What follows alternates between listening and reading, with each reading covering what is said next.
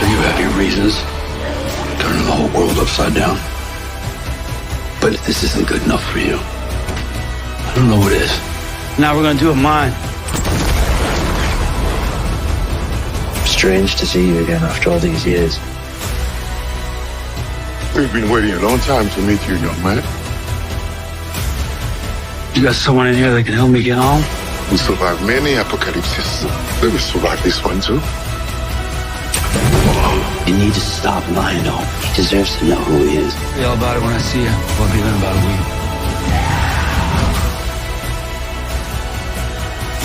I asked for your help because I needed it. To know who he is. I don't need a hero.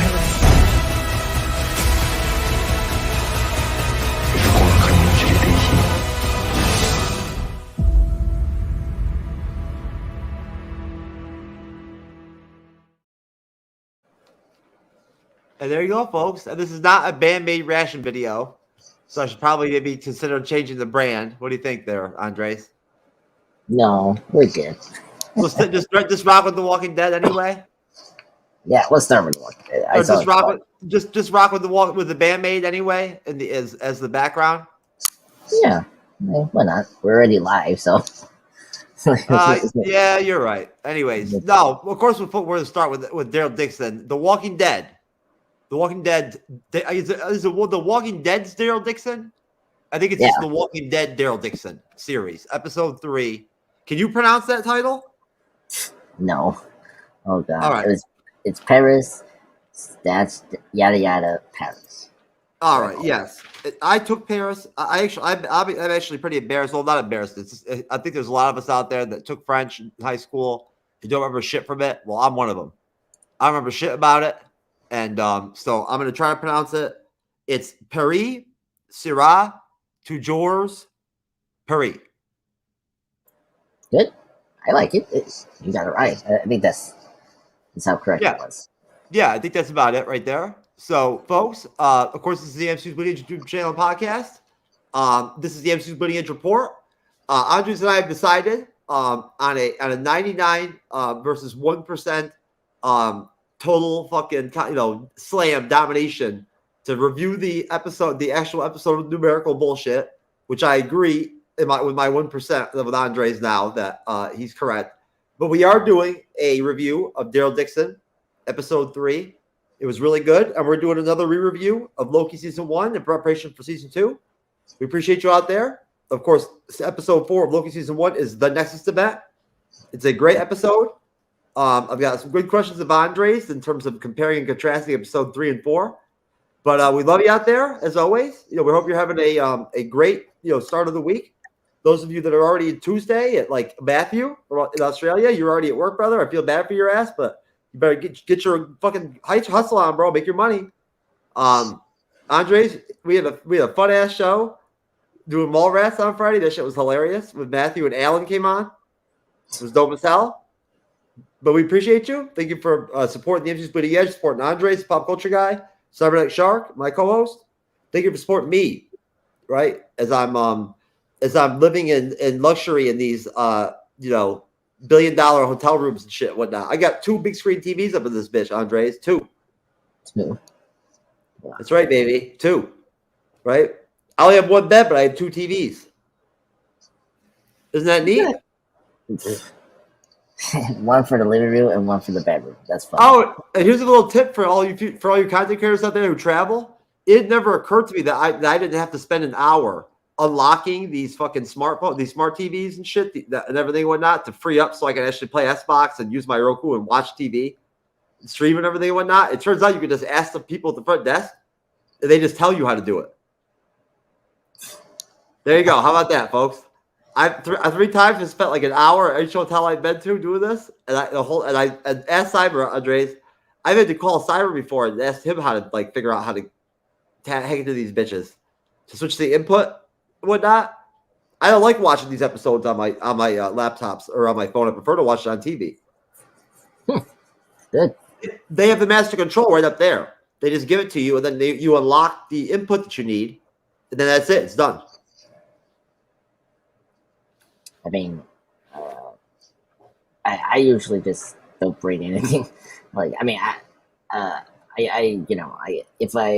have my like Disney Plus account on my phone, so but Hey, I rarely use it.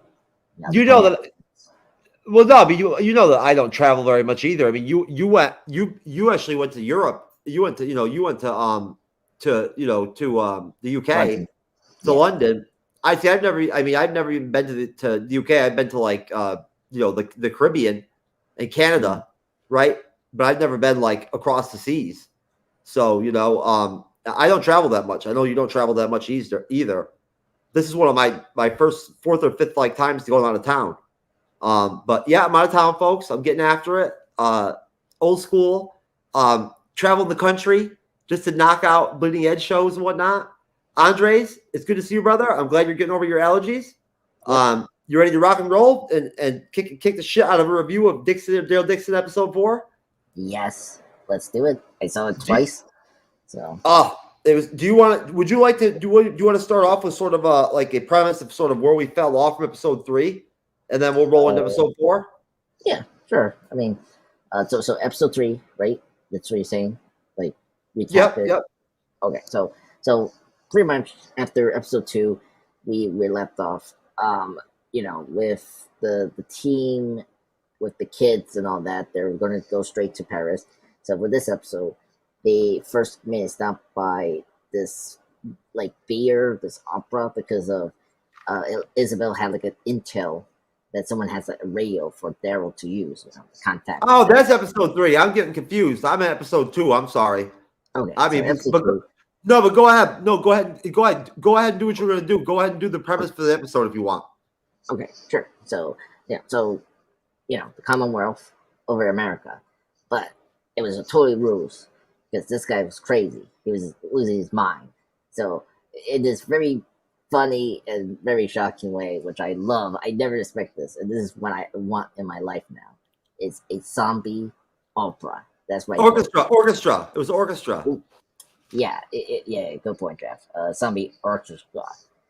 If you want to be fancy, see a bunch of zombie musicians playing their instruments, which was hilarious, but also like, okay, I think you should go now. It's shocking. It's shocking. I'm gonna let you. Last time I'm gonna jump in, but like that's the thing is that it's only gonna work if it's out of the country in France. If you have weird shit like this going on. Yeah. I mean, I think it was just the build up was like excellent, and like I don't know, like it was great. I mean, because like it was cool how they used the zombies, the walkers, basically as like musicians. So that was kind of cool. Anyway, so after that, Daryl say, "You know what? It's over. We're going to Paris. Change of plan now." So he goes straight to Paris, meet this other group. They're nice people, which is great. Finally, for a change, like we got to meet nice people, which is something we don't see in the Walking Dead franchise. But yeah, so while we see so this is where we kind of like get more character development. That's Falou's group. That's what they call this group. Yeah, okay. Falou. That's Falou. Like the African American gentleman. That was his community. Remember that. I didn't know their name. So I was like, yeah, I got it. Okay, so Lelou's group. So as Jeff say, the Lelou's group I'm talking about. They met them. They are pretty much the group connected to the nuns previously, as mentioned in episode 1, because he knows the priest that was a walker, was infected. So that was neat. So we got that. While we have our heroes in this community and trying to help Daryl get a boat to go back to America, we also get the bad guys, also getting ready to do whatever. We see that the main villain, let me get his name. Was it? That would be Mr. Grogan. Krogan. Yeah, Krogan. So Krogan goes to the Cauldron. Yes. Cauldron. Okay, Cauldron is going to the cause, the group that we seen in episode 1, seeing the leader and asking to join the curse so that he can chase after Daryl because he knows that they're looking for him as well. So that was nice for this episode. So we see the two bad guys unite and chase. We get a brief glimpse of this like supposed walkers experiment. They're doing something with the zombies, so we don't know yet. But yeah, hopefully it, you know, doesn't do anything bad. Okay, and then after that, so they're getting supplies and resources to get, you know, to this like club, you know, in I say in this nightclub. It's in the sort of the cavernous like sewers of Paris, the world famous like you know, sort of like Dodger. Sorry about that, folks. Dodger, our silent third co-host of the MCU'S Bleeding Edge, is mad because there's another dog in another room. Dodger, enough. Okay, me and Andres are trying to record right now. All right, we can't be having this. Anyways, Dodger wants to join the orchestra. Andres, right? Yeah, he's mad. He's pissed off that he didn't get to join in on that performance. But no, basically, he reveals that he's the father of Laurent, which we'll get into the episode. So okay, yes. So like I don't want people to confuse what you just say now. So in the nightclub, Isabel meets her ex-boyfriend that we saw in last episode in the flashback, and then we got the twist that it could be the father of the kid, as Jeff just say. So yeah, another big reveal. Like, oh my god, that was just like not what I was expecting, and I was surprised he survived. So it's cool. So hey Saber, how you doing? I hope you're doing well. I hope you're, you know, having your coffee and relaxing and, you know, not getting endangered by the walkers. Yeah. The burners, they're calling them now. These new walkers that they have. Yeah. Oh my god, the burners. Probably the best new walkers creatures since what, like the Whispers, maybe. It was like The Last of Us again, dude. It gave me Last of Us vibes again. Is that just like that, folks? That must be a natural thing out there. Somebody tell me in the comment section after the show or during the show or whatever, whatnot, if you don't get a Last of Us vibe sometimes with some of this stuff, because we'll talk about it later in the review. As far as like, you know, that what the whole deal is with them and their whole falling out of the sky and being able to somehow organically heal when they're jumping out of windows and shit and whatnot, because the walkers in America can't do that.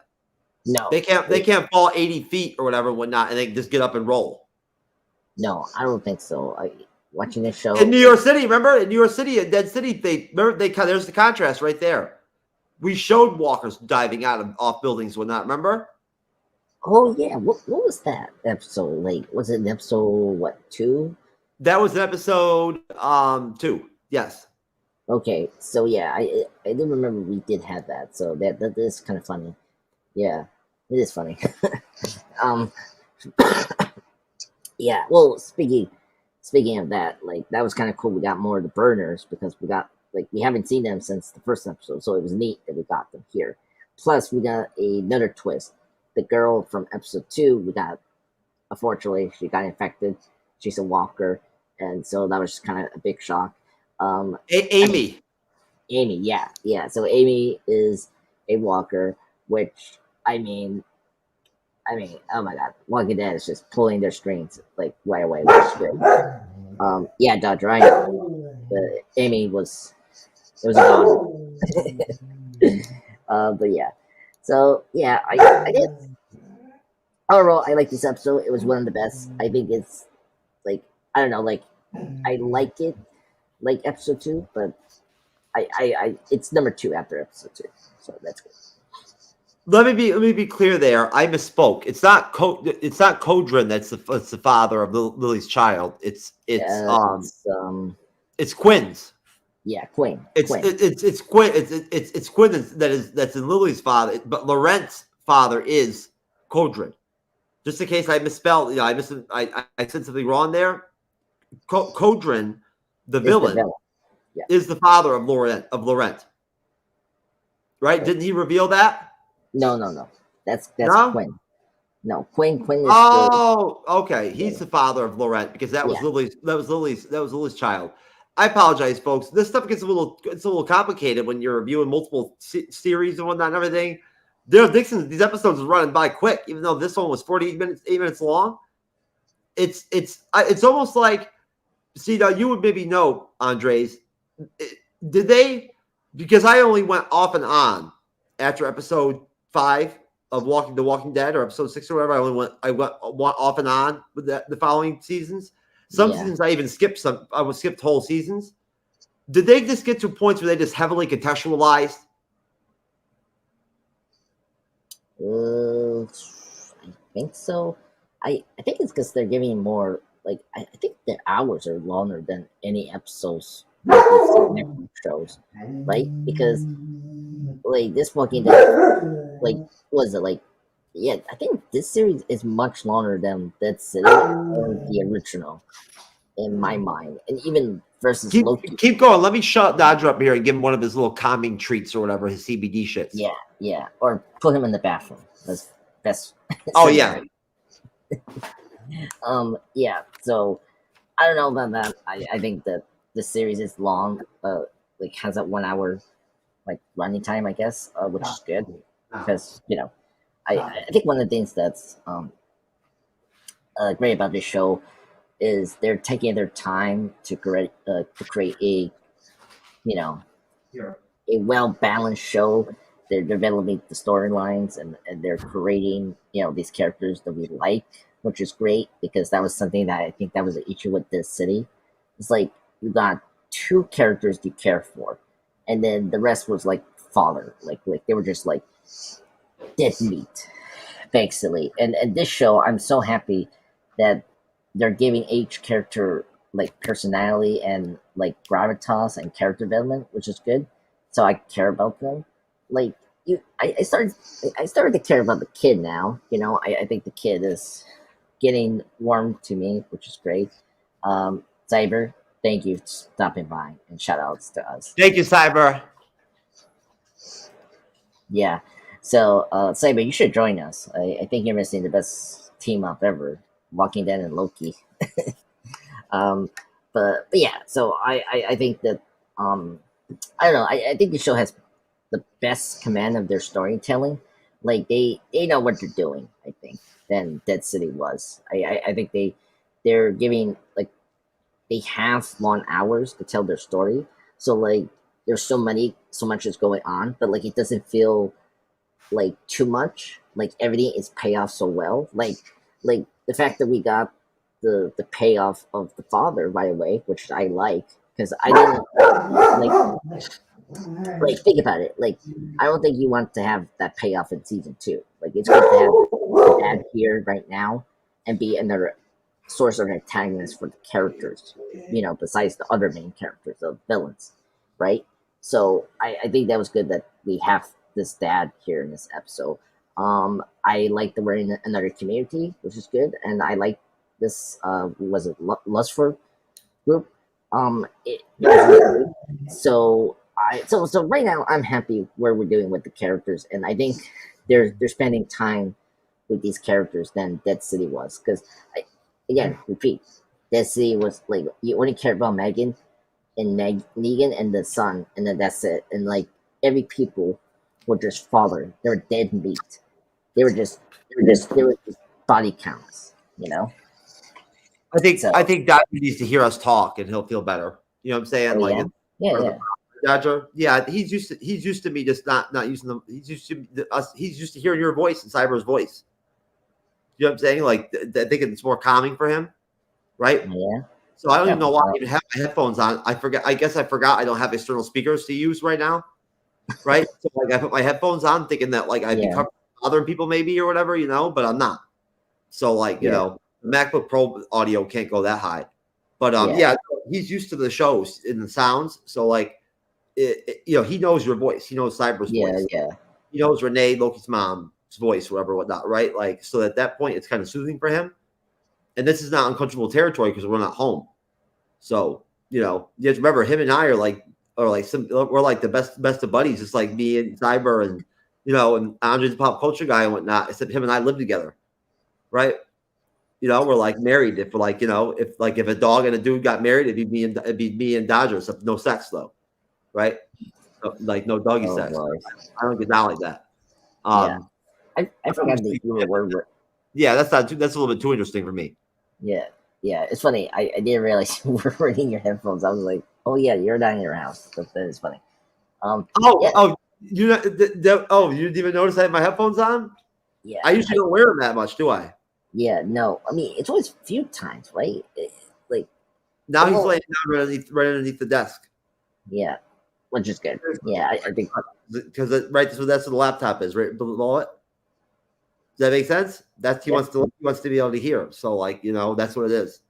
Yeah. There's a little tiny dog over the other side of the other room that's yapping, and it's got him going. Oh, But no, talk about Quinn. Now Quinn yeah. is from episode 2. Now I think about it, Andres. I get why they started off with Dead City. They didn't want the Dixon series to come out first because it was too close to Last of Us. I guess so. Yeah. I mean, Think about it for a minute. There's too much that's occurring right now in the first 3 episodes that reminds me of Last of Us. And again, I did double watch a lot of episodes of The Last of Us, which I don't typically do, but I did that with The Last of Us because it was that good, right? So when I moderated, I did double watch those episodes, right? Because I wanted to make sure that I was really on point. And again, you're right. Walking Dead. You told me that once after that first season, right? They started off with what, 6 episodes? yeah, 6 episodes for the first season. What, to like 13? Then Yep. they all went to like 20 something, didn't they? Yep. In There the you go. last 6 seasons. Yeah, so that's what I'm saying. I'm sure they probably had some heavy stretches at some point where they probably did very rarely involve walkers or killing people. Where it was just a lot of contextualization. You know what I'm saying? Well, and like, yeah. you know what I'm saying, right? Yeah, And like, I mean, things like what we talked about before, like the character from the Fear of the Walking Dead being trained. Morgan, yeah. Yeah, remember that flashback? That was one of the best episodes I've ever seen of The Walking Dead. Was that the Fear of the Walking Dead or The Walking Dead? No, it was in the original in season 6. That was the Walking Dead. That was when they were in the community. Yeah. Well, so like here's the thing. What makes The Walking Dead special is like they have their own unique universe. It's like Mad Max meets zombies, basically. Like you get this whole like unique society in the zombie apocalypse. Like the villains are humans. Like the governor. The Whispers, and the cause. So there's a lot going Maybe. besides. Yeah. Yes, exactly. And Negan, yeah, I forgot about Negan. Governor probably would have chained Amy up and kept her in the closet. Yeah. Oh my god. No, you brought up The Last of Us. I think that was maybe like I don't know if they doing that intentionally. Like I don't know. I don't think they like These burners. These burners are a lot like.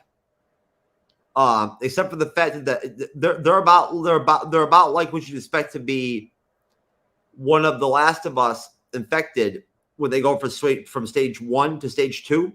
Mm-hmm. Like the stage 1 where they're all frantic and just wanting to spread, right? Okay. The virus or whatever, whatnot, right? And then they go into 2 where they become like more dormant, right? Okay. And they actually become the squeakers, whatever the fuck they're called, where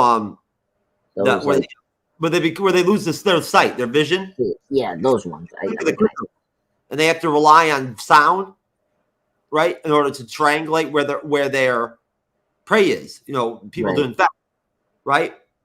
This stuff that happened in episode 3 totally gave me that same vibe because there was something organic there. With the way that they were healing the burners. Mm-hmm.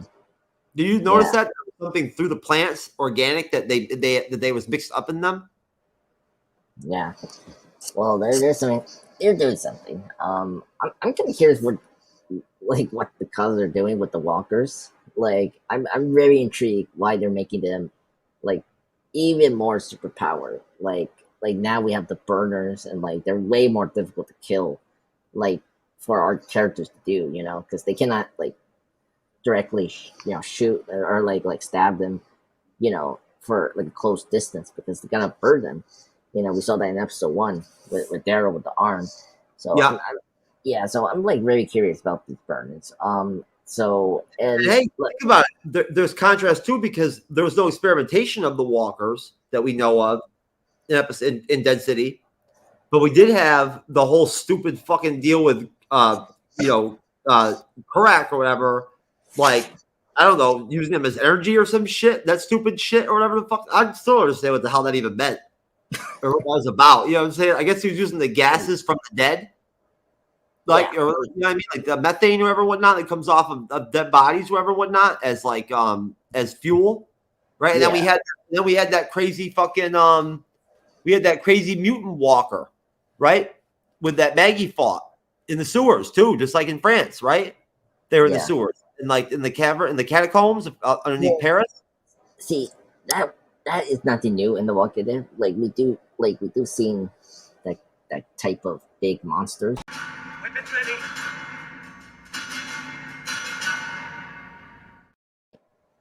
Yeah, Andor was also in Musk. Sergeant Musk was also in Dead City. No, but so you're saying that like think about it. Now we have different types of walkers, right? You're saying in The Walking Dead that there were other species of walkers. I mean, the Whisperers were just human beings with like pretending to like be the walkers, right? That learned how to blend in with them and whatnot, and understood and understand them. This is wholly different. Now they're actually experimenting with them, using them for different purposes and whatnot. This is a real. I'm really enjoying this. This changes Dead City for me. Yeah. I think it makes it easier what was going on with Dead City. Like, what was that about? But the thing is, like here, like there's an attempt to tell a story about the burners. I don't think we're gonna deal with that like whole like was like film or resources with the dead. Like no, but I like the fact that they're doing something different with the walkers because you had to figure that when you go across the when you go to like geographically so far away from Atlanta, from Georgia, right? And the South up north to the New York City, of course it's a different environment and you'd have different walkers, right? Think about it. Yeah. And not only that, if you go across the ocean, of course there's going to be different walkers. I mean, there's going to be, there's going to be different shit going on with them and whatnot. And you're saying in The Walking Dead in the later seasons, did we see different walkers? Were there different walkers in The Walking Dead that were like, combined with each other and shit like that? Yeah. So it's good you brought up like different walkers. So this is not the first time we see a group using the walkers for something else. Like, traditionally when we see zombie apocalypse, we see like society use zombies as like games, like in chains, like in like game shows or something like that. Like, you remember in season 3 where like Dixon and his brother, what's Mickey Worker's character's name? I forgot. They were captured because Daryl's brother betrayed now you're telling me. Yeah. So if you don't remember that, no worry, I'm gonna recap this and spoilers from season 2. God like, damn, what was his name? Friggin' name? Yeah. So actually, I can put it right here. His name is right here. Crazy. His brother was Merle. Yeah, Merle Dixon. Yeah, God, he was a good character. Yeah, great character. In season 3, they were in the arena, and like the people were holding the zombies, like as like, in Dead City, we saw that with the car wreck when he was like using that, the marshal in like a guerrilla fight. Like we've seen trial by fire. They had the trial by fire like sort of deal because I'm telling you, I think Dead City's going to come back strong in season 2. I do. Yeah, well, we'll see. I hope so because I do like Dead City. And so like this is nothing new. I like that we're seeing the humans from like in Europe doing something different with the walkers. So I like the experiment. So because over America, the American groups like always use the walkers as either entertainment or something to like protect their area from other outsiders to not like into their like their community. You know what I mean? Like remember in episode 2 with the guy, he had walkers down under his castle. Like that's something Americans always do. They always use the walkers for something else. But here I'm like very intrigued about this like these like extremist group European experimenting on the walkers for like what like I'm curious, like are they using them for a weapon to like go against like majority of the Paris groups to control them, or is this for something else? Like I'm curious about that. So yeah, so far it's making the show very unique, which is good. And I I mean, and you brought up The Last of Us. I haven't seen the show, folks. I mean, Jeff and Cyber have. Oh, that's right. You've never seen it before, so you wouldn't rest. I get it. I got you. Yeah, didn't review the show and prior to my involvement of the show. I think it's just total coincidence. What's the word? Coincidence. Really? Coincidental. Yeah, like I don't think it was because that The Last of Us is similar to the show. I think that Dixie had two more popular characters, and Dixon was in development, but I think it had to sort of change because of Carol had to was part of that, and they couldn't get Carol into the show. So I think they knew Dixie was going to be ready for this year, and Daryl was going to be ready later in this year. You know what I mean? And I think the showrunners are doing a good job of being different from the other shows of The Walking Dead, which is good. Well, don't forget too. We don't know for sure just because the actress that plays Carol said that she didn't want to move. Yes, that's true. Or go to France to film the show does not mean that that's the truth. No. You know what I'm saying? That could be bullshit. Just think about the MCU and how they basically just told the actress flat out, the actress to just lie, right, or just keep their mouth shut. Yeah. Right. Yeah, it's very possible that could be that we could get Carol in season 2. Yeah, which if you seen our last our last show last week, like I explained that I think Carol will be in second season, definitely. But yeah, so I have a question for you. So the kid, like yeah. Aya. Yeah, Lana, what do you think about the kid? Like, I started to like the kid. I mean, he's not annoying like episode 1. What do you think about the kid? Because I thought the kid was actually good in this episode. I feel kind of bad for him. Like, he's not being told like with a lot of the information, and now that he's gonna run away. If you've seen the preview of the next episode, like. It seems like he's going to be like separate from Daryl and Isabel for maybe a couple episodes. I don't know. I mean, I don't feel bad. I mean, I think he's fucking annoying as shit. I'll be honest with you. I really do. I mean, he's almost as bad as the child actor that played Frank Dukes in Bloodsport. That's what I think of every fucking time I think of him. I see him, I'm like, it's Frank. Frank Dukes is here. You know what I'm saying? Oh my god, that is so funny. I mean, Bloodsport. Oh my god, that is so hilarious. I mean, he sounds worse as the kid from The Shining from the TV miniseries. No, not that kid. I don't know. You seen the 1997 TV show of The Shining? Because I don't know, this. Stephen King doesn't like the Stanley Kubrick show, and he had the audacity to make a TV show of The Shining as a miniseries, and that kid in that show as Danny Torrance is the worst. Oh, I never even heard of it. I mean, so that's how bad it must have been. Yeah, it's like, thank goodness we got Dr. Sleep, the sequel, by Mike Flanagan. Great sequel. We need to talk about that. That's a good sequel for The Shining. But yeah. At least this kid is not as bad as the kid from Dead City.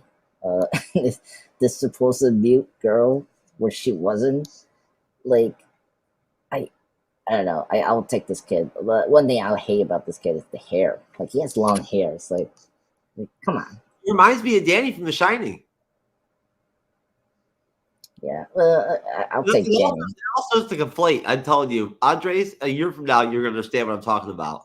Wait, tell We review like fucking 12 more TV series between now and then, right? You're gonna start to understand how it just becomes one big fog. Ask Cyber. Cyber, if you're still out there, you know what I'm talking about, motherfucker. Shit just becomes like one big, like multiple layers in your head. And Kimmy, if you're out there, where'd you put my vape, hun? Where the hell did my vape end up? I know you fixed it and whatnot and got it cleaned out. I couldn't smoke it the other night. Where the hell did it end up at? I'd like to have my vape right now, by the way. Kimmy's a friend of mine. Sorry about that, folks. And I've been passing out our business cards out quite a bit at concerts and whatnot and everything. So we have been seeing some more people popping up on YouTube in our lives, right? Not switching the comment section, but popping up on our lives, which is good. We like that, right? I finally realized, Andres, that instead of just giving people my cards, if I actually got them to pull up the YouTube channel on their cell phones, subscribe, right, when I do it, because I got to get my grind on and my hustle on, right? Just like I told the maids over at the Taj, right? You know what I'm saying? Dude, I got punched in the face the other night. Can you believe that? Really? You believe that? Randomly, I got punched in the face. Some kid shouting off some balcony at one of the hotels over there where I was at. The one night I went out to get a drink by myself, right? And work, right? Reading my Adobe Photoshop, book, to learn how to use Photoshop better, and have a drink. I'm taking some pictures with my backpack. I was taking some pictures at night. It's quiet, everything and whatnot. I just had a drink, doing some work. This loudmouth motherfucker had to be running his mouth, and there's a lot of bars in that area, all in one cluster. He was shouting stuff at women that was really disturbing and whatnot and everything. And I was just taking pictures of the building that they were on, the architecture. It's very beautiful. He comes running down thinking I was videotaping him. This guy's drunk as shit. He's tall. He's a big guy. Probably a couple inches on me, and he's swole too, right? And he's like, "Give me that phone and delete that video." I'm like, "Dude, I'm taking pictures." I tried to show him. He blasted me right in the face, and then ran. He ran right as he was hitting me. So it was almost like a baby, like a cuff, it was almost like a cuff punch to the side. Okay. Yeah, you can see that I have marks on the top of my head right there with my glasses pushed up against my face right there. A little bit. And then right here on the side. Okay. There's a little bit of swelling right here. Yeah, a little bit. That's what he popped. I just called 911 because he just ran. I'm not gonna fight some dude in the middle of the street. He punched me in the face right in the curb of the main road, the main drag. Can you believe that shit? Yeah. What was this? Last week? How many days? A couple days ago. I called 911 because this kid would have killed somebody that night. He was still when the cop was there. The cop wanted me to go in the ambulance or go to the hospital because I'd been spitting out blood and I quite a bit of pile going there in the ground. He caught me on the side of the face. When you don't punch somebody directly in the face, your teeth get cut up into the gums. You know what I mean? Whatnot, right? And so you're gonna, you know what I'm saying? But he got me pretty good. He's a stout kid, right? And I'm like, fuck this shit, man. I'm old. I'm calling 911. Yeah, and then I was busting balls with the cop, man. He couldn't believe I was 40 years old. He's like, I thought you were 30 or 32. I'm like, nah, man. I'm very vain. If I didn't dye my beard and shit, whatnot, like a little bitch, like that kid, right? Yeah. You'd see my gray and shit, whatnot, and everything. But I was like, dude, all my platonic female friends told me that I have that weak ass Keanu Reeves beard. So my salt and pepper shit don't play like George Clooney. Yeah, no. Anyway, Cop that shit, bro.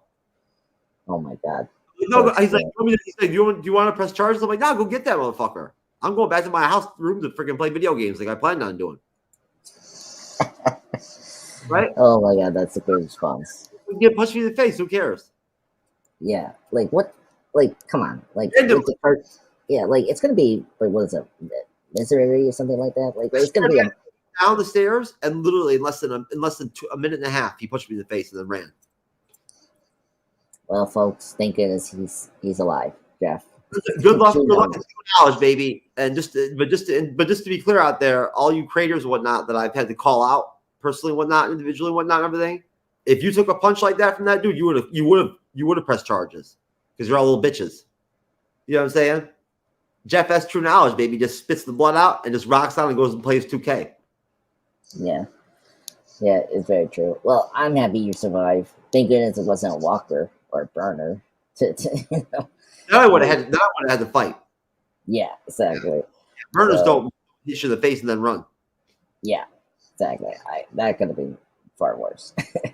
That's how sad things are these days. Even the kids that are tough and shit, whatnot, and like swollen shit, whatnot, can't punch, and they run as they're punching you. Cowards, I would say. Yeah, there's a lot of cowardliness these days. I'm telling you. Either way, though, no. That kid from Daryl Dixon reminds me of the baby from Seinfeld, the episode with the baby, the hideous baby. Right? Yes. What the Huntons episode? Yeah, oh my god! Yeah. Thinks that the doctor is is gonna. It's hitting her, but wait, is he talking about the baby? When the mother asks him if he's spending the night, he says, "Oh, I guess so," and Elaine's like, Yeah. you know. But then he's like, the mother's like, "Isn't he gorgeous?" And the doctor's like, "Yes, he's breathtaking." And we just call Elaine breathtaking, and she's like, Oh my god, or my favorite part is Kramer. Like Kramer getting the lobsters from the sea is hilarious, and like I love trying George, when the girl wants to sit on George as the topless shit, and he just took his shirts off, and he's like, "I was in the pool. There's shrinkage. It's shrinkage." Oh my god, that is my favorite. Oh god, the Seinfeld's great. We need to do Seinfeld. We have to He do acted it. that so well, like his embarrassment, whatnot, everything, right? Like he just killed it. Yeah. Oh my god. You know, like this kid reminds me of the kid that like I don't know you've seen this episode. It's the the non-fat yogurt episode where Seinfeld curse and the yogurt owner's son hears it and he starts cursing, and he reminds me of that kid, just like this very annoying kid that like is around. He happens to be around. Like this kid like doesn't stay with the nuns at all. Like he just runs around. Like he goes talk to the singer, and like he gets a free necklace from the singer, and like and then now he's run off, from the community, and like he's probably be alone. It's like it's just so crazy. Yeah, this kid. I mean, I get why you hate the kid. I don't hate the kid as much as you do, but same time, it's like it's not saying much. I mean, he's at least better than the kid from Dead City. The mute / not mute girl. Like at least he has a purpose. Like at least this kid has a purpose than that other kid. Like I didn't understand why we need that girl in that City show. Besides showing that Negan has changed. Like I get that, but like I don't know. It's just weird. Okay. No, most definitely, and I think that one of the things I'm loving is the fact that episode 2 they used flashbacks so well, right? Weaving it into the series the way they did. Yeah, it was just really well done. Episode 2, right? Yeah, it was good. Well, I think one of these I like about this episode, why is my second favorite after episode 2, is that it actually builds up what we knew about episode 2 and like did not expect. Like we know that the kid is Isabel's grandchild basically, because that's her sister's kid. And we get more revealed of who was the dad.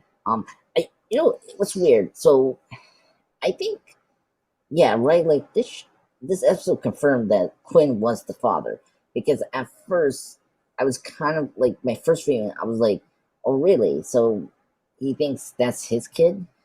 Like, did Quinn and the sister had a relationship? Because he was in a relationship with Isabel.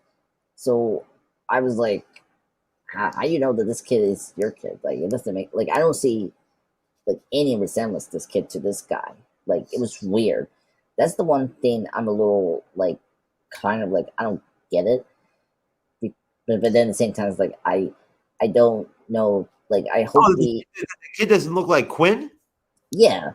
Like I don't know. Like because like You do know that, like, for instance, my daughter looks like her mother, but she yeah. takes after me, like, you know, more like in emotional ways and whatnot, everything, right? But she looks like wife. Yeah, I guess so. I mean, like I guess he gets more dad from his mom. I guess so. I guess his way, his attitude, or whatnot. I don't know, like it because like in episode 2, like we saw that Quinn was in love with Isabel, but then you telling me that the father of Isabel's sister was that guy. I was like then he sort of cheated her. Then Yeah, that's why I'm confused too. Like, I yeah. mean, you're saying, so are they trying to say that, like, basically that, like, that Quinn was banging Lily too?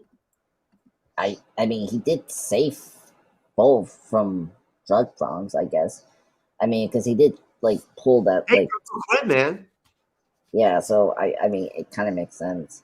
Um, I will say I like the Quinn character. I think he was really great. I like he's like another villain that we have. I'm actually very impressed. Like how He's an many characters. anti-hero. He's kind of an anti-hero, isn't he? Mm, No, not really, because he's a drug dealing scumbag. yeah, and he wants the kid. Like, so he's gonna get like he's already like douchebag anyway. Like since Well, episode they don't two. have any paternity tests in you know, the post-apocalyptic you know, France, you know, until your hero creates one, right? That's No. very true. Yeah, so there's no DNA test. So, you know what I'm saying? So that's why Quinn's pissed. He's like, you know, hey, I want to make sure that's my kid. I don't want to pay child support, right? Like, you know, yeah, they mentioned having a lack of currency earlier. Like, you know what I'm yeah, saying? Maybe he's just low on cash, low on yeah, funds. You know? yeah. Well, and also like what he wants to do with Quinn? Like, what does Quinn wants to do with the kid? Like, yeah, I get it's your kid, but like, what are you gonna do with him? Like, For real.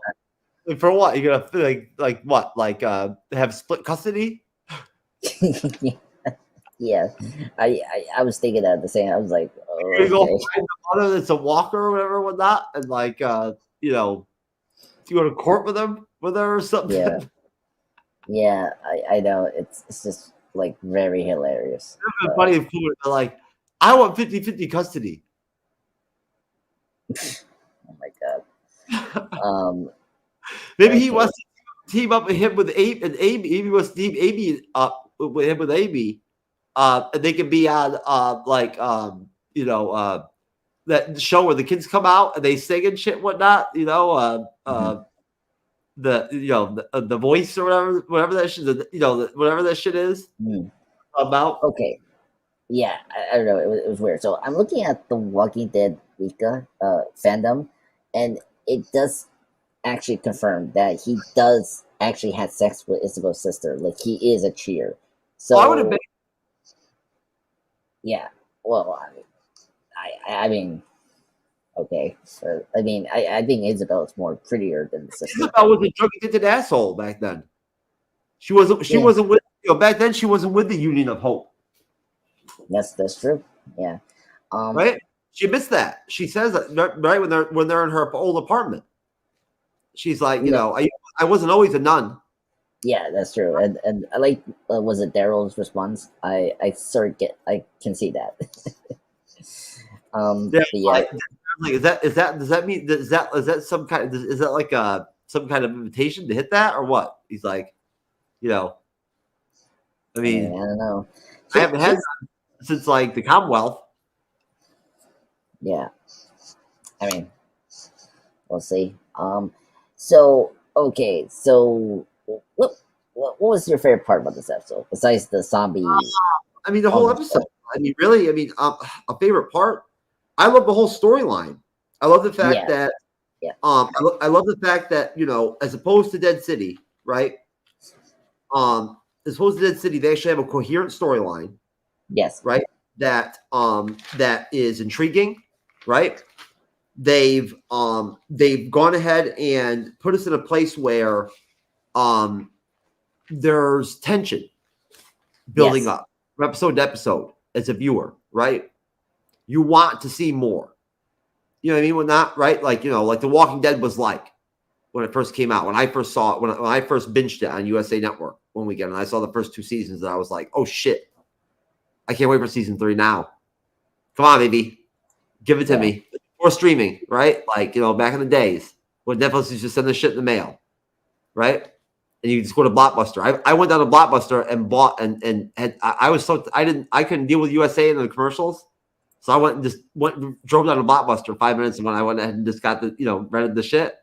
But no, I love the fact that they have a coherent storyline from episode to episode. Yeah. And I love the fact that it all makes pretty much common sense. It's not complicated, yet it is. There's lots of characters. There's more characters that are named, that are secondary characters that are actually have scene time that matters than there is in Dead City. Yeah. Right? Yet they're using subtitles, a lot of them. They don't even speak English, right? Some do, some don't. Quinn does. Yeah. Right? He's American, isn't he? No, I think. Oh, hold on. I got his. I tripping. Does Quinn use subtitles too? Some of it. I think he's British.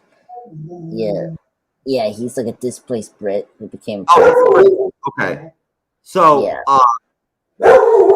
Dodger. We cannot be having this Alexis Hania barking stuff going on right now. You need to stop. But no.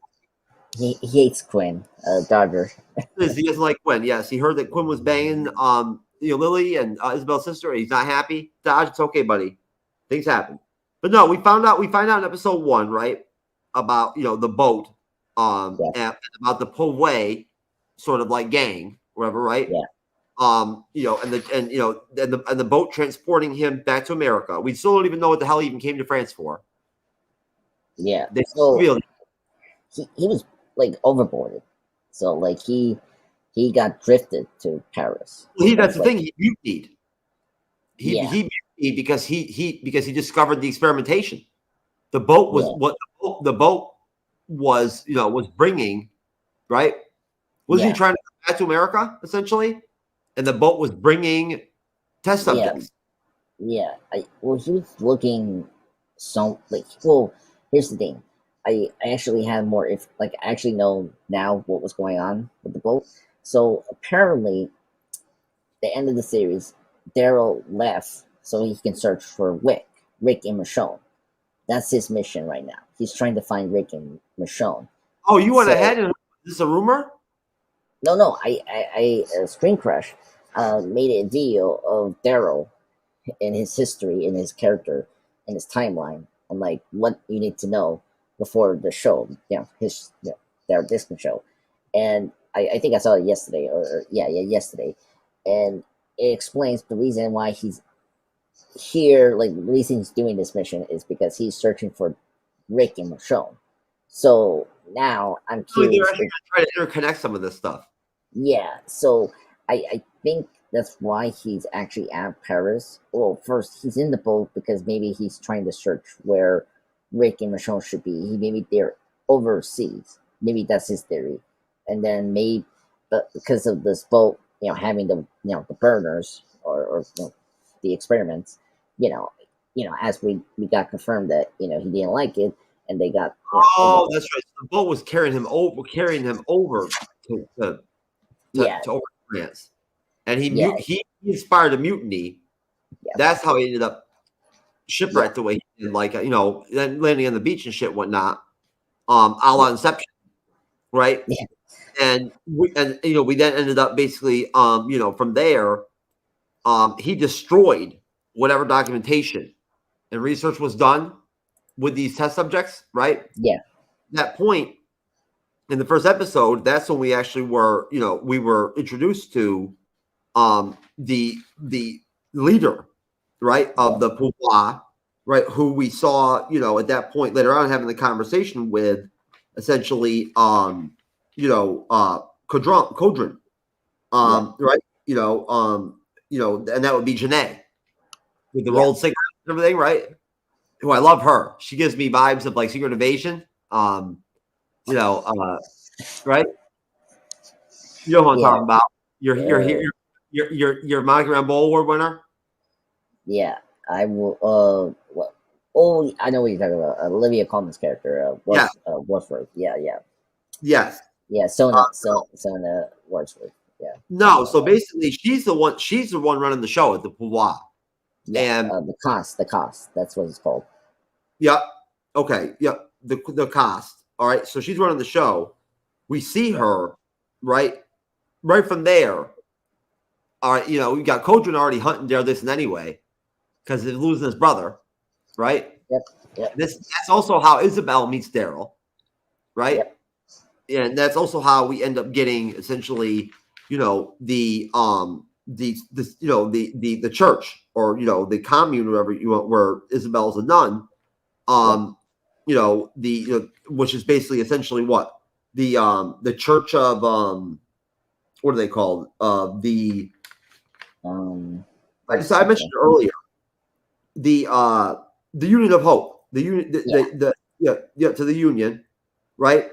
And essentially that she believes that Daryl's the messenger, right? That God has sent him to essentially help get Laurent, a la Danny, a la Frank Dukes, child actor, over to the other, sort of like, again, like Last of Us, kind of, which you didn't see, but it's the same kind of thing, where they've got to get, the one guy's got to get the cure, basically, kid, over to like, a gang's like lab and whatnot and everything, right, to create a cure. A la same deal. They think that this is religious, though. They think that this is the Messiah, Laurent, that he's literally going to like revive humanity, right? Yeah, and all this and whatnot. And then Daryl, this is the messenger. Daryl negotiates with her because he just wants a boat to go back to America. Yeah. So is that which tells me that he already went to there, but he's already looked for Rick and Michonne, if that's the case. Which he still wants to do. Like, that's why he wants to leave. It's like, oh, okay, I see. So you can go back. Yeah, so that's like the reason. Like, it's yeah. I'm very curious. Like, if like we're gonna stick with Paris next season. Like, that's the thing, because I can maybe see this continue, but I am like wondering if we're gonna see Daryl go to another state or like another country. Which I don't mind. I mean, no, and again, his whole goal is to find a radio. He's typical Daryl. He's always negotiating. Everything's about his getting right to what the fuck he's trying to get done. He don't fuck around, right? He didn't like, but he also has morals too. He didn't like the way that Quinn was treating Isabel at the end. He's like, fuck this guy. Isn't that what he said too? Fuck him. Yeah. Basically, fuck this dude. Right? He didn't like he was talking to him, whatnot, and everything, right? He didn't like the fact that like he banged Lily and all that shit, whatnot, and was with Isabel. So he has a heart too. Yeah. My favorite moment, probably, honestly, would be from The Walking Dead. Like when I joined one of these The Walking Dead, Daryl Dixon, Walking Dead Facebook groups and whatnot, like I do for every series, to go in and listen to people talk, and just like I did with Last of Us and whatnot, right? Yeah. They asked me, one of the questions was, what was my favorite, scene with Daryl in The Walking Dead? My favorite scene was after Terminus, when Carol frees them all, and they embrace Carol after the separation. Yeah. And Daryl and Carol have that long embrace, right? And Daryl, I think, cries and breaks down, before she then goes to Rick. Rick goes to her. Yeah. That was one of the most beautiful, I thought, like, emotional moments, I thought, in The Walking Dead from what I saw of it. That bond between Carol and Daryl was so strong. And that's why I really think that she's like you said, they're gonna bring her back as like a second punch.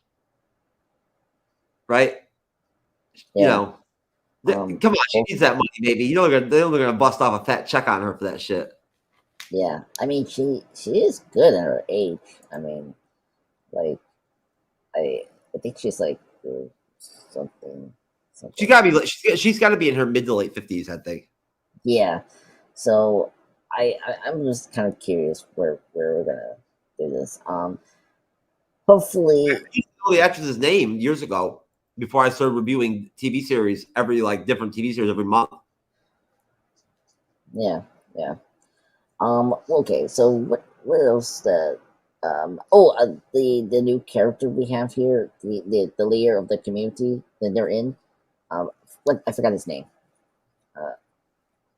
That was basically well, and we don't even know if he's even going to survive, right? Because of course the gang or whatever whatnot sort of busted up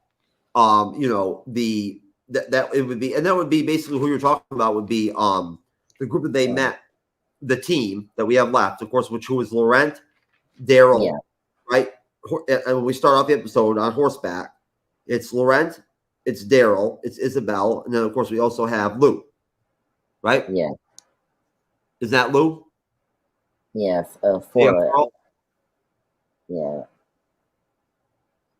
Yeah, I think so. Yeah, right. I believe. Yeah, that's her. I believe. Yeah. Lou. I think it's either Lou or Sylvie. I'm not sure. I get a little bit confused. Either way, she was big in episode 2. Remember, because like they did the heist together. That was another bargain that Daryl made. Remember? Yeah. You know what I'm talking about. You like that? Yeah. Lou from episode 2. Yeah. The leader for the kids. Yeah, I know what you're talking about. Yeah. Kid group. Like just like Andor, they had the kids. It's all complete. No, but no. Something's association with him, but that's our team now, right? And basically at that point, that's when they meet the strangers after the Jim Morrison song. Remember they had the French version of that French cover of that song. Is it called Strange? That Doors song? Yep. And that was really good. And then they saw Jim Morrison's grave, which was dope. That was right. Yep, that was really good.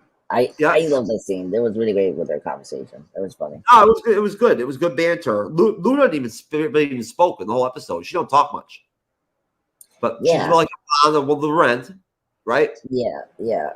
We see her a bit in this episode with that other French guy. So, she's there. So, I mean, it's not a big deal. I mean, she's another Don is there, but maybe if she survives, I do want her to be more developed as a character. Oh, is she another one of the nuns? Yeah, she's one of the nuns. Yeah. I mean. Oh, okay, all right. I'm getting confused now. I'm confused, and so now that means that the girl, the leader, did she die? I mean, it's crazy. Episode 1, literally all the nuns were killed except for her. And so she is the one nun that from that massacre scene. Yeah, she's the one that was like the first person that hit killed with the 4-man. Yeah, and she's the one that was hugging the kid towards the end with the older nun passing. So she was there. She was wearing the nun. That's why you don't recognize her. That's right. Okay, you're right. Now you know what? That's exactly right. You're right. That's who's left for the team, right? And then of course we do end up meeting a group, and it's Falou. Yeah, Falou, right? Falou is great. And then there's another dude, and then we meet their community, which you said you liked. It reminded you kind of like the Commonwealth or like some of the Walking Dead stuff. Yeah. And then there, basically Falou took them underground to that like drag show / party and whatnot with that drag queen, right? Yeah, which she's famous. See, that was great. Like I think that was an opening, right, with the orchestra. Yeah, exactly.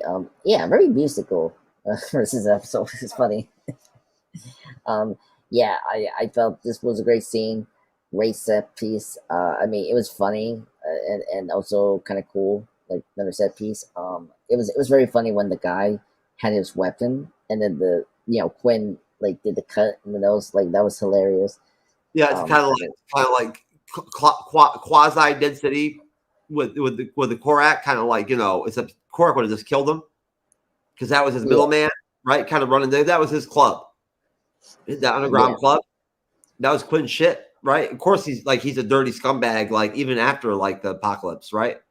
Yeah, he's still a scumbag, like living in the sewers and shit. Yeah, apparently he's like the most powerful in Paris, so it makes sense. Well, yeah, I mean, when friggin' when that's basically when, you know, after the meeting, right? And actually, you know, when basically, you know, we saw essentially you know, Grogan, you know, see some of the experimentation, which was very quick. I really wasn't even sure what they were doing there. Just that what they did to it made the walker get all crazy and smash itself into the glass, right? And explode a little bit. They're keeping a lot from us. Yeah, I'm kind of curious. Like, so I hope they answer it. Maybe like that's why I'm getting the characters and stuff like that and whatnot, because they're throwing a lot, like they're keeping a lot from us, which is good. Like they have something that's maybe a big surprise. Well, we knew we were gonna get more flashbacks, you know, later on. That's what's gonna happen. They're gonna end up giving us the story, and we had Kodrin explain that he got the tattoo because he was told the purpose, right? Yeah. Well, I kind of like how they are using religion in this show. Like, it's really cool how religion is a big thing over here in Europe, and how they're holding these people together in this like very crazy apocalypse world, you know, versus I mean, like, versus The Walking Dead, where you had like where you had Christianity being used like with, you know, Maggie's son, you know, actual grandfather, right? And the Maggie and her sister and that whole, you know, and see, what was that, season 3? Yeah, season 2, yeah. With the farm, yeah. The farm. Yeah, that is very true. Yeah, I guess it's been there with the original. I'm just saying, like, it's very like. But he abandoned God, didn't he? By the end, sort of. I think Maggie abandoned him. I mean, the thing is, like, the Herschel family, you know, lost their farm, so they couldn't do their traditional like practices. So no, but you got Isabel. It's a nun who's a drug dealer. Yeah. Oh, well, drug addict. To be drug addict. With Quinn. So she was like a groupie. Yeah, drug addict / like like that. A drug addict / thief. We have to be more precise because she did steal things. She's also, but she's a nun now. Yeah, she's unnunned now, and now she's kicking it with Daryl, wearing regular clothes and shit. So it's interesting. It's a lot of contrast, a lot of comparisons, right? Well, think about it, right? Yeah. So, like, she did bring up that conversation, like they're like the same people. Finding Christ or finding God or finding any God religion after the apocalypse. That's crazy.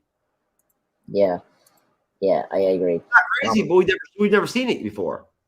No. It's always like it's always kind of difficult how to do religion. Like, you don't want to cross the line with some people, but like this show has done a good job. Maybe like me with my crosses that I wear every single show and everything and whatnot. Yeah, I know. Oh my god, that is funny. That is hilarious. That was unscheduled from us, folks. Maybe that's why YouTube leaves us alone. Oh my god, just for we access the. They don't want to sue me because of my me being a Christian.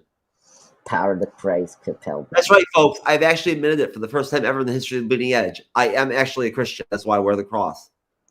It's not a joke. Yeah, exactly. YouTube has nothing on us because we're very. Shit. Now YouTube might get pissed off now. Now that I said that. No, look at the cross. Keep wearing the cross. They would have deleted. We'd already be deleted. Oh please, they're so sensitive. Those algorithms and YouTubers. Anyway. No, but Andres, you do understand, folks. You do understand out there. Just to be clear, that we are going to do Patreon here soon. I screwed up and whatnot and everything, and tried to do something with a company and whatnot that I thought was going to put us on the paywall and whatnot, kind of for us, right? And they screwed me, but it's okay because I got all my money back, and I'm going to screw them back. So they're going to get it. TV startup, you know who I'm talking about. You're going to get your shit. That's right. I got all my money back, bitch. You know what I'm saying? Real quick, too. As you try to give me that hustle. But, you know, that's all part of the game, folks. People try to hustle you and whatnot and everything. But I want to make sure they don't hustle nobody anymore. Right? That's what needs to be happened. So I'm gonna have to sue somebody, which is unfortunate, but what are you gonna do? So there you go, TV startup. Hope you enjoy court. But I won't be there. I'll be too busy in the massage parlor. Right? Andre's over at Daytona Beach, Rockville. No, but I'm just kidding. But seriously though, what we do here on the show, besides reviews and have great discussions and all the guests and everything and whatnot, is we do crazy shit that other people do, that people pay for to see. We just do it. And I guess somehow maybe it's possible that whoever it is that checks out our content from YouTube must be like Danny, Frank Dukes, the child actor or whatever, and just isn't paying attention or something. I have no idea. I mean, but either way, maybe it's because I'm the messenger. I'm the Messiah. You're the messenger, Andre. Oh my God, that's funny. No, it was a good episode. It was a great episode. It's a great story. I can't believe there's only 3 episodes left. I know. Like we're gonna be in October soon, which is crazy. Hey, I got it, folks. I hope you guys will like this idea. We need to do a show that I think will be fun with you and me, buddy. And it's a horror show, TV show that's gonna be in Sci-Fi Channel. So Really? Hey, yeah. I've been caring. It's been a long time, but since you don't like to talk, to me too much vocally, other than on the shows. Remember, I told you a long time ago. I always need fresh material. We always need new shit to cover. Yeah. Well, after the show's ended, report, right? Yeah. So after the show, I'll bring it up. But it's that sounds great. I'm looking forward to it. Do you know I love sci-fi, right? Yeah. Well, it's We're doing Event Horizon this month, I think. Oh my God, Fair Horizon. We're doing Event Horizon. Bro. How about that? I know you're gonna be on that one. Yeah. Sad that Lee passed away. It is, but we're starting to correlate our films to where now we're starting to pair up. Me and Simon, we're doing comedies together, horror together. So I think we're doing. I'll have to pull up my book and whatnot. I'll send you the schedule. Isabel's gonna make it whatnot for next month. Okay. But I think next month we have Godfather 1 and 2. Right? When Loki season 2 comes out, we'll be switching our movie reviews to Wednesdays. Right? So you can review Loki season 2, which we're about to start Loki season 1, episode 4 here in just a minute, the Nexus Event. Yeah. But basically, yeah, we're gonna have 2 horror movies, and the other one that Syra picked was The Frighteners. That's a good one. Right? Yeah. And we do Event Horizon to that, I believe. Good contrast, right? I like that. Yeah.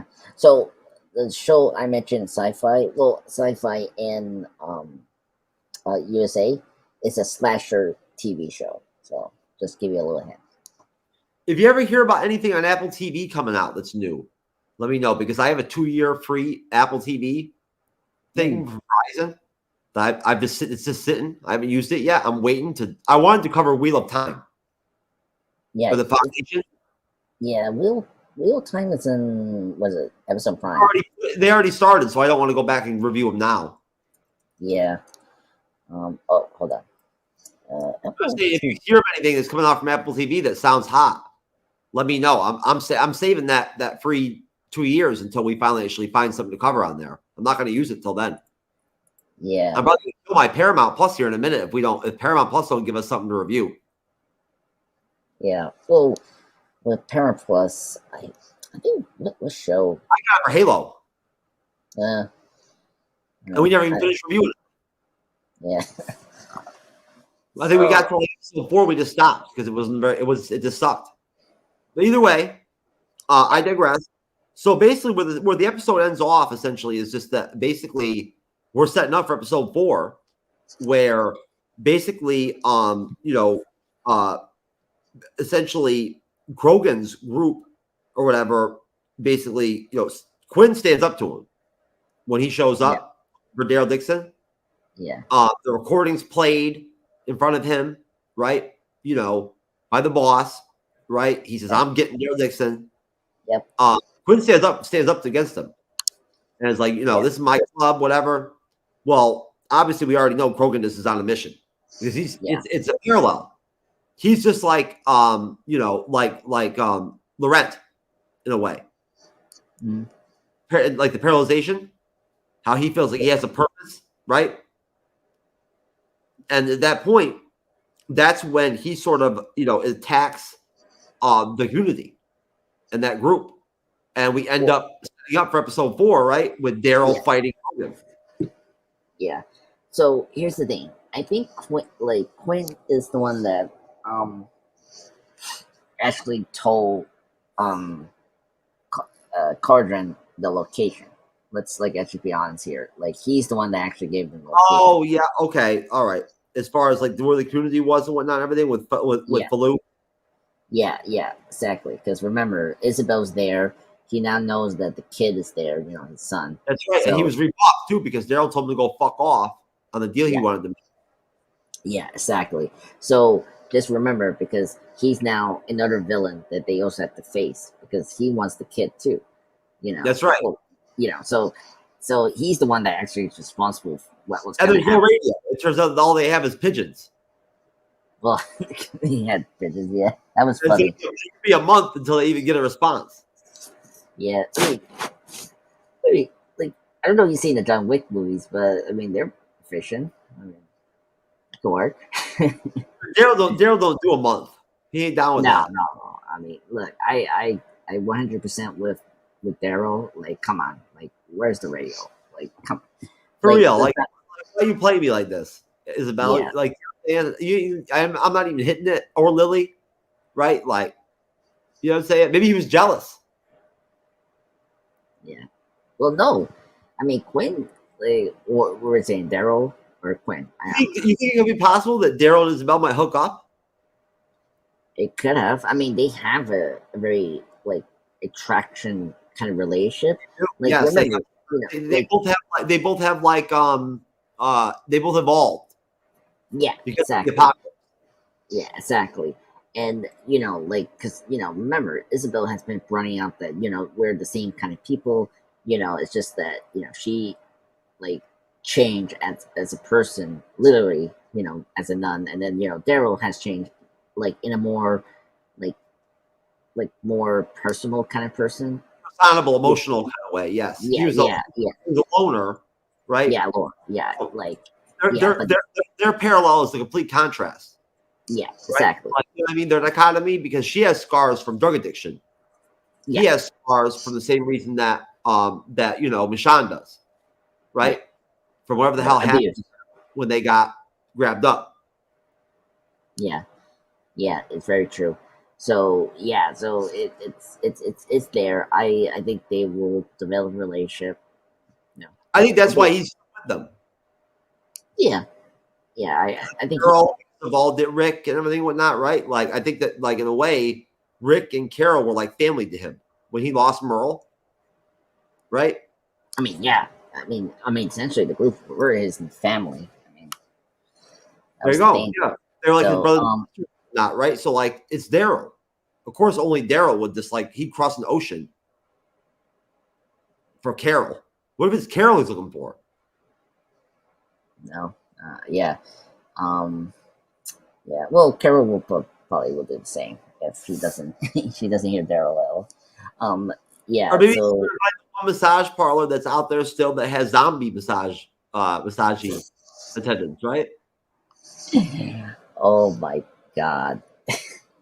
I mean, folks, I know he's bringing out the Richard parlors like in this episode. I wasn't expecting zombies in a massage parlor. That is like crazy for me. Now we went from getting dobbed by She-Hulk while you're getting your massage. Isn't it the happy ending? She-Hulk comes in, right? Yeah. Like first she's Jennifer Walters giving you a massage, and then for the happy ending, She-Hulk comes in. Now we've got walkers coming in, like for your happy ending. It's not gonna be happy, bitch. Especially if it's a burner. Yeah. You better have your fire, baby. See? Or your fuck right there. See it be dead right there. Okay. Oh my God. Yeah. I would not be effective with the burners. Yeah. I like how you just throw your lighter in the air. and yeah, it is funny that we got these walkers called burners. I mean, it's Well, hey, I'm drinking more heavily nowadays, man. You know what I'm saying? Now that I'm like, not like in my normal space and whatnot, everything. I was actually drunk as shit the other night during the show for the first time ever. So sorry to you folks that saw me slurred like a fucking like a drunk fish type motherfucker the other night. I hope I was at least okay, but I was a little slurred. Normally, True Knowledge just has 1 or 2 drinks, but I had several during the show. That's okay though. You know, sometimes you need a drink. But no, episode 4 looks great. Can't wait to see the fight, right, between Krogan. I can't wait to see where this experimentation is going. Yeah.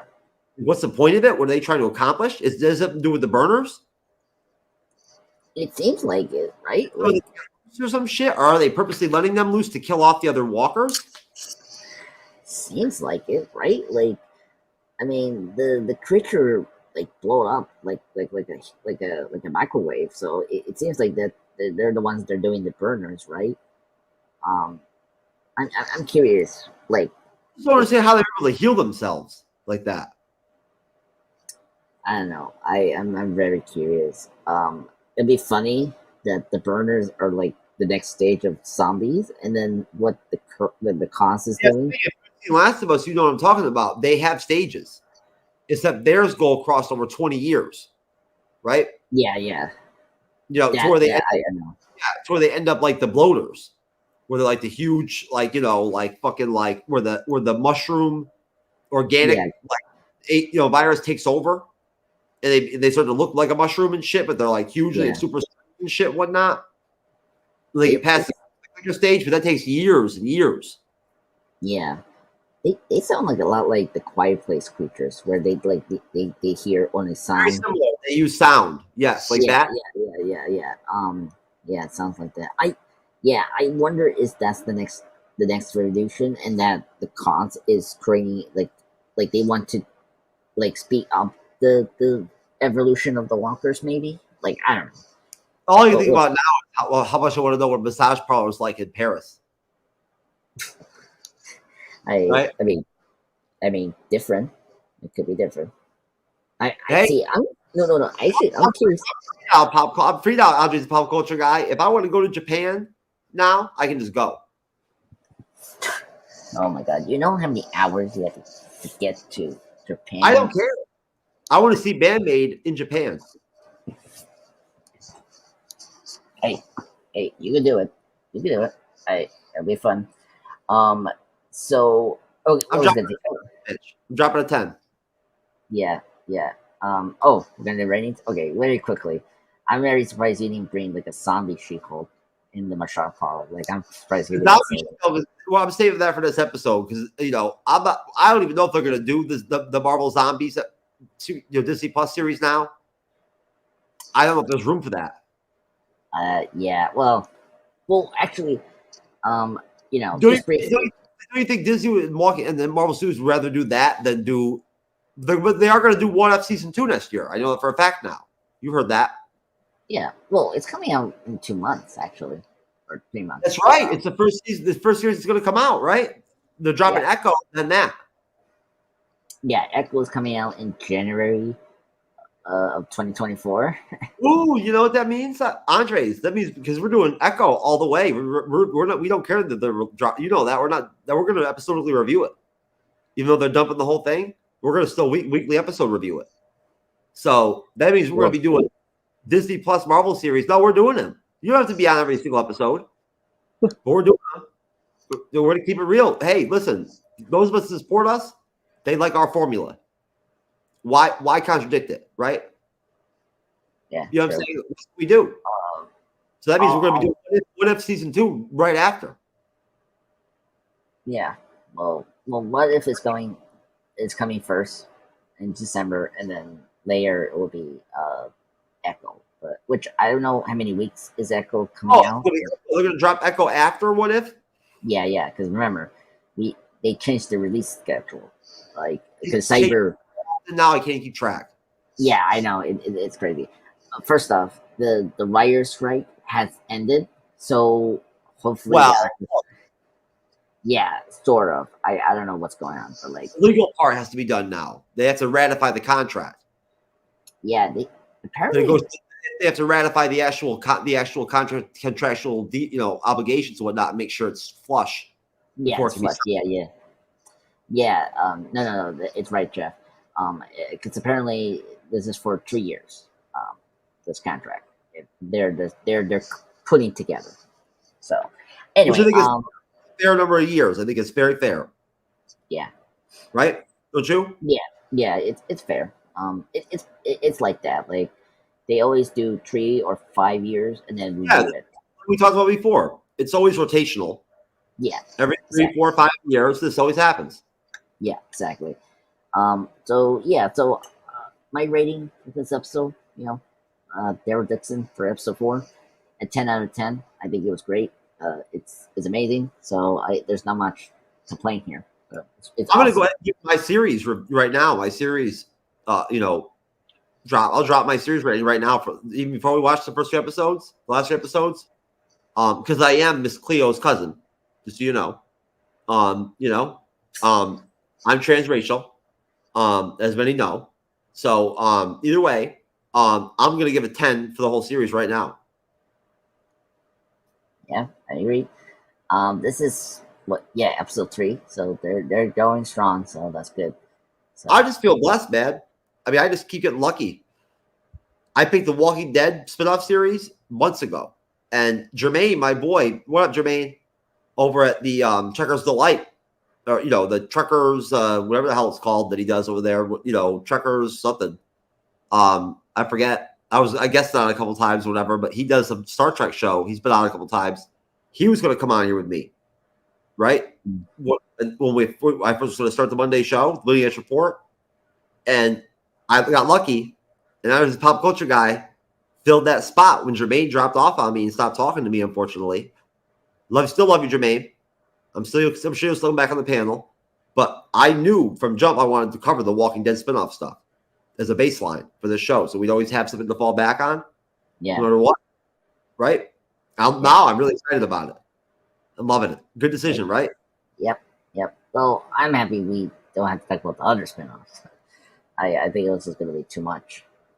Well, we'll see. You know what? Again, I'm bouncing back. My energy's coming back. I can be kind of off and on sometimes, folks, with some of my insomnia and whatnot and everything. My ADHD meds have been hard to get lately. It's the same shit that everybody I hear from creators all the time. I talk to them whatnot. They have the same issues, just like all of you. They all have lives. They all have problems. Andres is working now full time, right? Basically, it's something major happened. No, it was like a test run for my job. But I'm not moving forward with that job. So okay. Either way, either way, you get busy. We're going to start adding more people onto these, do segment stuff and whatnot, like I've wanted to do. So we have other people popping on. Hats off to Andrew from Geek News on Network for getting married the other night. Hey, we love you. Name's just Bleeding Edge loves you, Andrew. I'm going to put a video out tomorrow, along with finally doing my giveaways for Andrew's the Pop Culture Guy in Cyber. Now that I'm in a good space and I can do them, and I can sleep and eat and live happily in my non-Taj Mahal. See, I don't have my Picasso behind me anymore. Right? It's a good thing because Tyrone Biggins would have stole that bitch by now anyway, and sold it for crack. So it's probably a good thing I moved out of that hotel. But no, let's move on to Nexus, baby. The Nexus event. And it's very simple. I got a couple questions for you, Andres. And we'll bust it out quick. It'll be an easy review. It's a pretty simple episode. Yeah. Makes sense. No, folks, down the road, I'm in the process, and Andres, we got to talk about this in figuring out how we can do some rewatches live, where we actually involve you, and we pre-schedule and get you in, and we do some of these rewatch type deals in more of a way where you can actually engage with us, and we can participate with you, in some form or fashion, right? And we'll talk about that, Andres. I'm researching it right now. Mm-hmm. I'm borrowing this from you, Warren, at the Cosmic Wonder. That's right. I love you to death, man, and I love your work, and I always give you credit. So I see your rewatch, parties and whatnot and lives and whatnot. You do really well, and we want that too. We want to eat too, bro. So no, we want to do that. But this episode 4 of the Nexus event coming up episode 3 of season 1 of Loki, right, is where basically we found where coming off of Lamentus, variant Loki is basically crushing on Sylvie, right? And at that point, my first question, Andres, would be this. Did you really catch the... I for the first time realized that Ravonna Renslayer knows from C10 right there. From her being able to interrogate C10 on her own, that she knows more than she's been saying the whole everything we knew that we thought she knew at the end of the series. I don't believe anymore. Yeah, no, she knows. No, she worked Mobius the whole episode, didn't she? Yeah. I mean, she did. Like, yeah, like she knew what was going on with the variants and all that. Like, she knew He Who Remains. Sort of. We need to rewatch episodes. Or she knew the real Kang. I don't think so. I think she just knew about timekeepers, but she didn't expect like she doesn't know who's running it. She just knows that there's someone running it, and like she knows everything that has created the TVA. You know what I mean? So she was in line too, like 100B15 was. Yeah, exactly. Right. And so she, it's just like she knows everything in this knowledge, but she doesn't know who she is, and she doesn't know. Mobius is doing again, but a different scale. Yeah, right? Exactly. She has more information to work with than Mobius does. She sort of already probably figured out that she was a person, a variant. Yeah. Right or whatever. Right. That was pruned, or not pruned, but like that was basically brainwashed. Yeah. Right. Into believing that she was created by the TVA. So she's basically, she's not like the puppet master, right? But she's known that she's been suspect of the timekeepers the whole time. Yeah. I mean, she knows what's going on. I mean, it's that's just the whole deal with the Kangs, right? There's so many of them. Who knows which one she knows? She said that there's another person. Remember, she told Mobius in episode 1, didn't she? That there was somebody else that was giving her. Was it episode 1 or 2? That it wasn't just her. That was what? That she would like hang out with and talk to, like, remember she had the stains. Oh yeah. Drink. I think I remember. It's been a while. It's been a while since I did the rewatch. Maybe that is the Mr. Timely character from Ant-Man Quantumania end credits. Maybe. Mid credits, right? Victor Timely. Yeah, maybe it could be. We'll see. I mean, we got one more week to look and see too. I hope they confirm that. But no, this episode really. Did you get that at all? I didn't realize it when we reviewed this the first time. I mean, they don't heavily use her in this series. She got more screen time in episode 4 than any other episode of the entire series. Yeah, and she's gonna get more in episode 6, I think.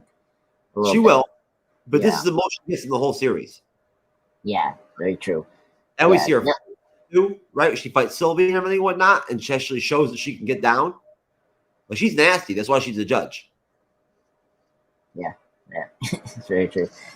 Speaking of her, like her and Morbius' relationship was very fascinating. Like just the one drink, it's very hilarious. It is because honestly, it is because in a way, the jet ski, right? When Mobius gets pruned, what does he talk? What does he mention? Jet ski, I think. The jet ski, right? Yeah. 100B15 already knew. She had a sense from Hunter C10 or B10 or whatever, whatnot, right? C10. Didn't she sort of like eavesdrop and hear Morbius's and Loki's conversation when Loki told Mobius straight up that they're all variants? No. B15 asks Morbius about what did Loki say, and he said that the TVA is lying to us.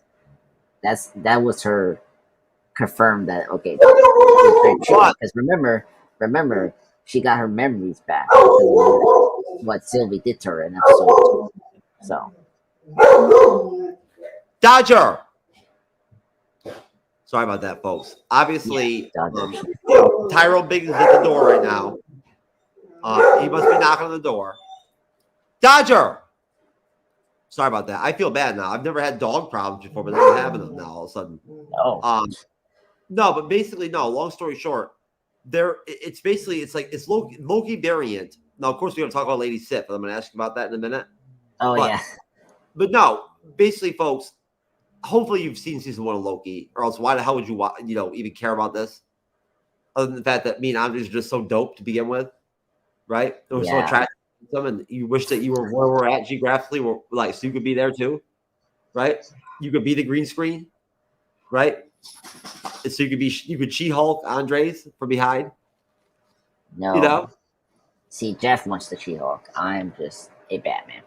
Hey, that's why I went to the dentist. I told the girl that was doing the X-ray thing on me, whatnot. She hasn't had anything removable or anything removable from my mouth. I was like, well, there might be a shard of She-Hulk's penis still left in my teeth, right? From when she popped my cherry. And she froze for a minute, right? And smiled, and I'm like, "Is it just a joke, hon?"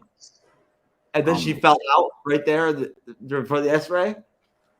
Yeah, she's an MC fan. I'm just like me in person, right? Yeah. I don't change. This is not a shtick. This is TrueKnowledge in person. This is Jeff S in person. This is how I act all the time with everybody. Everywhere I go in public, I say shit like that. I told that chick straight up that there might be a shard of She-Hulk's penis stuck in my teeth. Oh my God. I think you say Hulk's, not She-Hulk, because that doesn't make sense. Well, it might have been you do know that George from Seinfeld was in the finale. He was Scar. Wait, what? Hulk's son. That was George. Oh, is it kind of about that Todd person that looks like George? No, when Hulk's son popped up, he looked like George from Seinfeld. No, it wasn't even Bull. That's the thing. If he was George, he has to be Bull. He was more like he's balding. Yeah, but Todd is more like Ben. Benny, the other comedian in Seinfeld that Jerry doesn't like. Oh God, Benny! Oh my God. Yeah, he's more like that character. I see more of that. How does Seinfeld get so much play in Seinfeld? He always gets these him and Kramer both pull the finest chicks. Yeah, I don't know how Benny gets the chicks, but Kramer, he knows how to get chicks. They live in New York City, man. It's that simple. Yeah. It's just like me now. No, go ahead. Remember, Benny is a comedian. He's a well-known comedian, so that's how he gets his chicks. But with Kramer, it's he's a trolley chick magnet. He dated Elaine's roommate in season 3, and it was so funny. And he also dated George's girlfriend who has the nose job. He's the one that just says it, and he got that girl, and then he dates. I got a little Kramer in me, I think. Now I think about it, right? Kramer likes interesting shit, right? He doesn't have a job. You don't even know how he lives. How does he even pay his rent? That's You never seen that whole thing. He's not disabled, right? How does Kramer even exist? How does he even have an apartment? You know how much an apartment costs in New York City, folks? A lot, folks. This room right here. Oh, there goes my light popping out. That's good though, because Jason told me I look better in the dark anyway. But either way, but no, seriously, they never say in Seinfeld how Kramer pays his rent. No, it's always a hint. He's very entrepreneur kind of person. He get his way with money. Either is gambling. Remember, he becomes the lifeguard in the Hamptons episode. He's in there. He's up there like he's back of that chick, right? He's back of that chick. He's up there like doing this and all this shit, whatnot. And then the actual like security comes, the beach security comes up, and they make him come down, and he's like, yeah, I know. Oh my god. Then he holds the guy's head. Yeah. And he's like, oh my god. Yeah, my favorite moment of Kramer is like him becoming a pimp. Like that was funny. Like him getting. I told you we're gonna do '90s theme shit, man, and we're gonna do it on the Billy Edge Report. Let's just do it in the Monday Report. Like just talk about '90s stuff. We're gonna do it in the Billy Edge Report. We gotta just talk, man. I told you before, I wanted to cover '90s stuff. Yeah. Well, I was in some guest Facebook chat sometime when somebody threw a blind link, and I went on a '90s. I told you, show one time. Yeah, it was freaking awesome. Wait, actually, forget about the '90s. We could just talk about Seinfeld. You know, we should do like a we Seinfeld show for an hour of the show. Yeah. It was pick the top 3 best like serious dramas, serious TV series of the '90s. Pick your overall, in general, these top 3 series of like the '90s. Of course, like I wanted to contrast everybody else, even though I like literally had only had 5 minutes to prep before the show, because I am that asshole that when somebody puts a blind link up in the group, I'll just go on. Like I don't need to know anybody. I don't care. I didn't know Dave on the show. I didn't care. I just went in there and talked my shit. I picked everything again. I picked everything I knew everybody else would pick. But we talked about Simon for an hour. Yes, that was great. In different like off different questions. You know that like literally the Elaine, right? Who's of course, thank God, we got her in the MCU now. You know, Julie Louis-Dreyfus, we got her in the MCU now. She did a lot for female actresses. After her, because of her, female actresses in television made more money because of her. Because of Jerry. Yeah. I know. Right? Because Friends, their whole deal, it was Jerry that said, if you don't pay everybody the same amount of money as me, or was it that, or was they just wanted they wanted more? They needed to be paid more. Yeah, I mean they're the reason that everyone's watching the show. So yeah, pay more. Yeah, I heard about that. Same thing. For all the point, the rest of the team members and said it, that we're not doing the show if you don't pay them. Yeah, I mean it's because she and is like the reason the show works. I mean when they they got the notes. You gotta have that balance. Yeah. That's why we love having women on the show. You have to have that balance. Yeah. Because a lot of people don't know. Our viewers, if you don't know this, when Seinfeld started, Seinfeld wasn't the show that you know from its first season. It was right when Kramer came off of UHF. Same time that was the same year UHF came out with Weird Al that we reviewed being Seinfeld, right? Right off that at the same time period, that was the first year of Seinfeld, 88. Yeah, yep, 89. Seinfeld. Yeah. So folks, if you've seen that, it's true. It came out the same year. Like even Kramer was different. Pretty rough. From the beginning. Yeah, pretty rough. Like it was around season 3 they got better, and then it just started. They defined their timing, their chemistry, right? Yeah, exactly. Because I think Elaine came later in season 1. Like that's the thing. Like Elaine wasn't in the pilot. So yeah. So let's get back to it. Instead, the hideous baby was there, or Amy was there instead. Yeah. Oh my god. My favorite. Speaking of babies, like the baby shower episode where Jerry is gonna get a Premium TV from a Russians that he doesn't know because it's from Kramer, getting free Premium cables and all that. And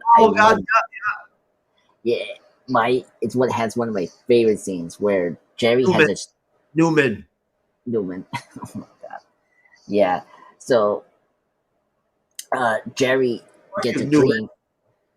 That's later. Newman doesn't come in to the picture. Oh, you know what's funny? Newman's name first appear in the episode season 3 called Suicide, and then he doesn't become a character in physical form. I think in season 3, later in season 3, what Wayne Knight. But yeah. Anyway.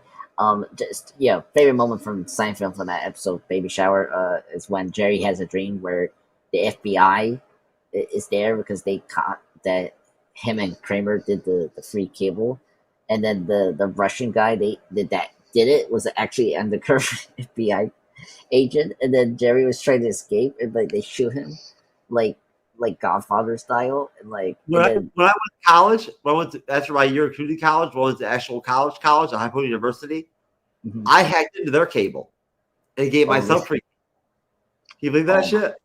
I climbed up shit at the top of the dorm, right? Did this tower with all this shit, and I figured out how to hack my shit and give myself free cable in my fucking dorm room.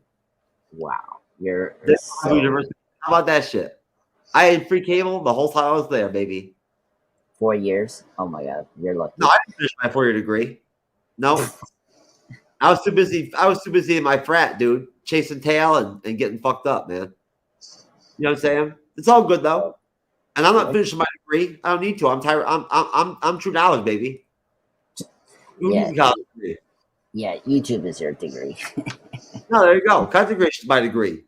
But but basically episode 4, I see, if anything, I think I asked Cyber about this, about Lamentus.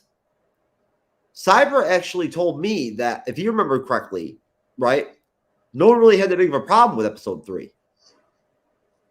It was episode 4 that was more of a disappointment, right, than 3. Really? Yeah, we talked about it. And if I remember correctly, again, I went back and looked. Episode 4 is sort of, and when we get the introduction of Sylvie being grabbed up by the TVA, quasi Loki variant from episode 1, right? As a child, right? And basically, episode 4 is the episode where Loki, through Lady Sif, through Mobius sort of interrogating him or torturing him by making him get his bitch slapped by Lady Sif over and over and over and over again until he finally breaks, right? Admits he's a narcissist to her.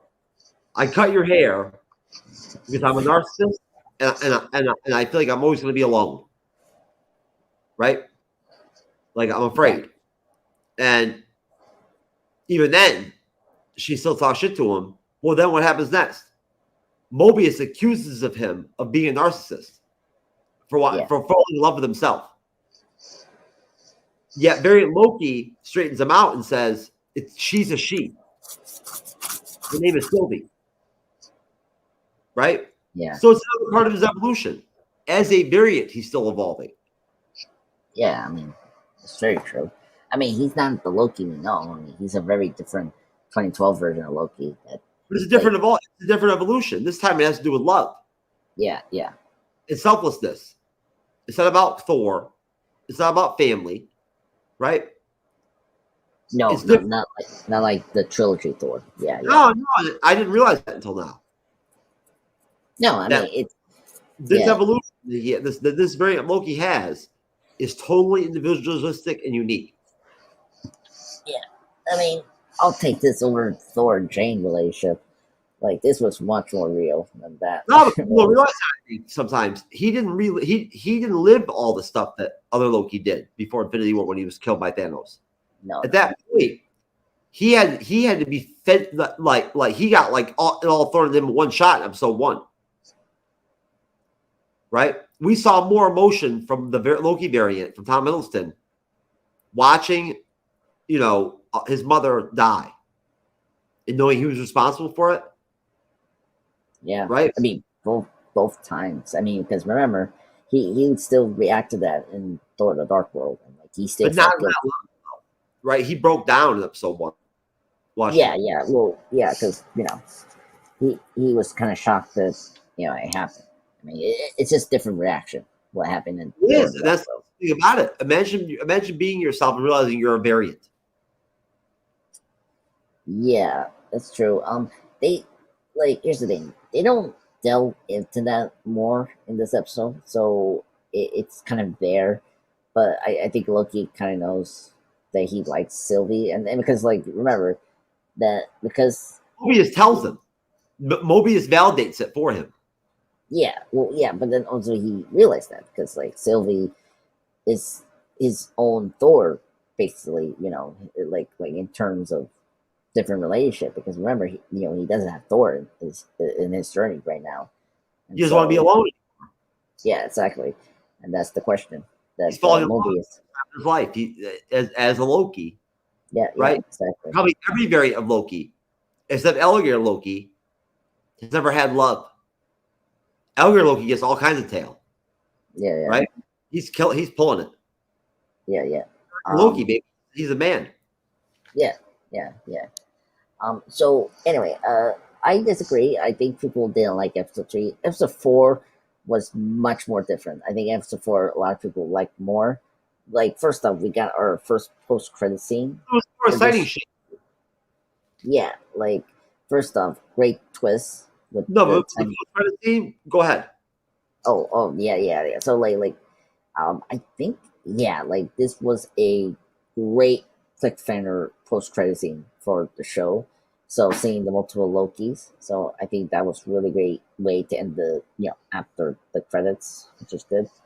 Um, and plus the timekeepers being robots, that was kind of cool twist of building up the Kang kind of reveal layer in the 2 episodes next. So, oh god, oh good luck to your drink there. Um, anyway, so yeah, I think this episode was great. I thought it was better than episode 3. I think it's because like we're back on track with the story, like the plot lines and storylines from the first 2 episodes, and so it was kind of good to go back to that. They went back So to the storyline. They did. yeah, With the They brought all the elements back in. With the TVA, right? Yeah, they let Sylvie breathe. The episode 3, right? And they let her affect the storyline. Yeah, well, that's the best thing about episode 3. Like the stuff that I don't like about episode 3 was just really like the world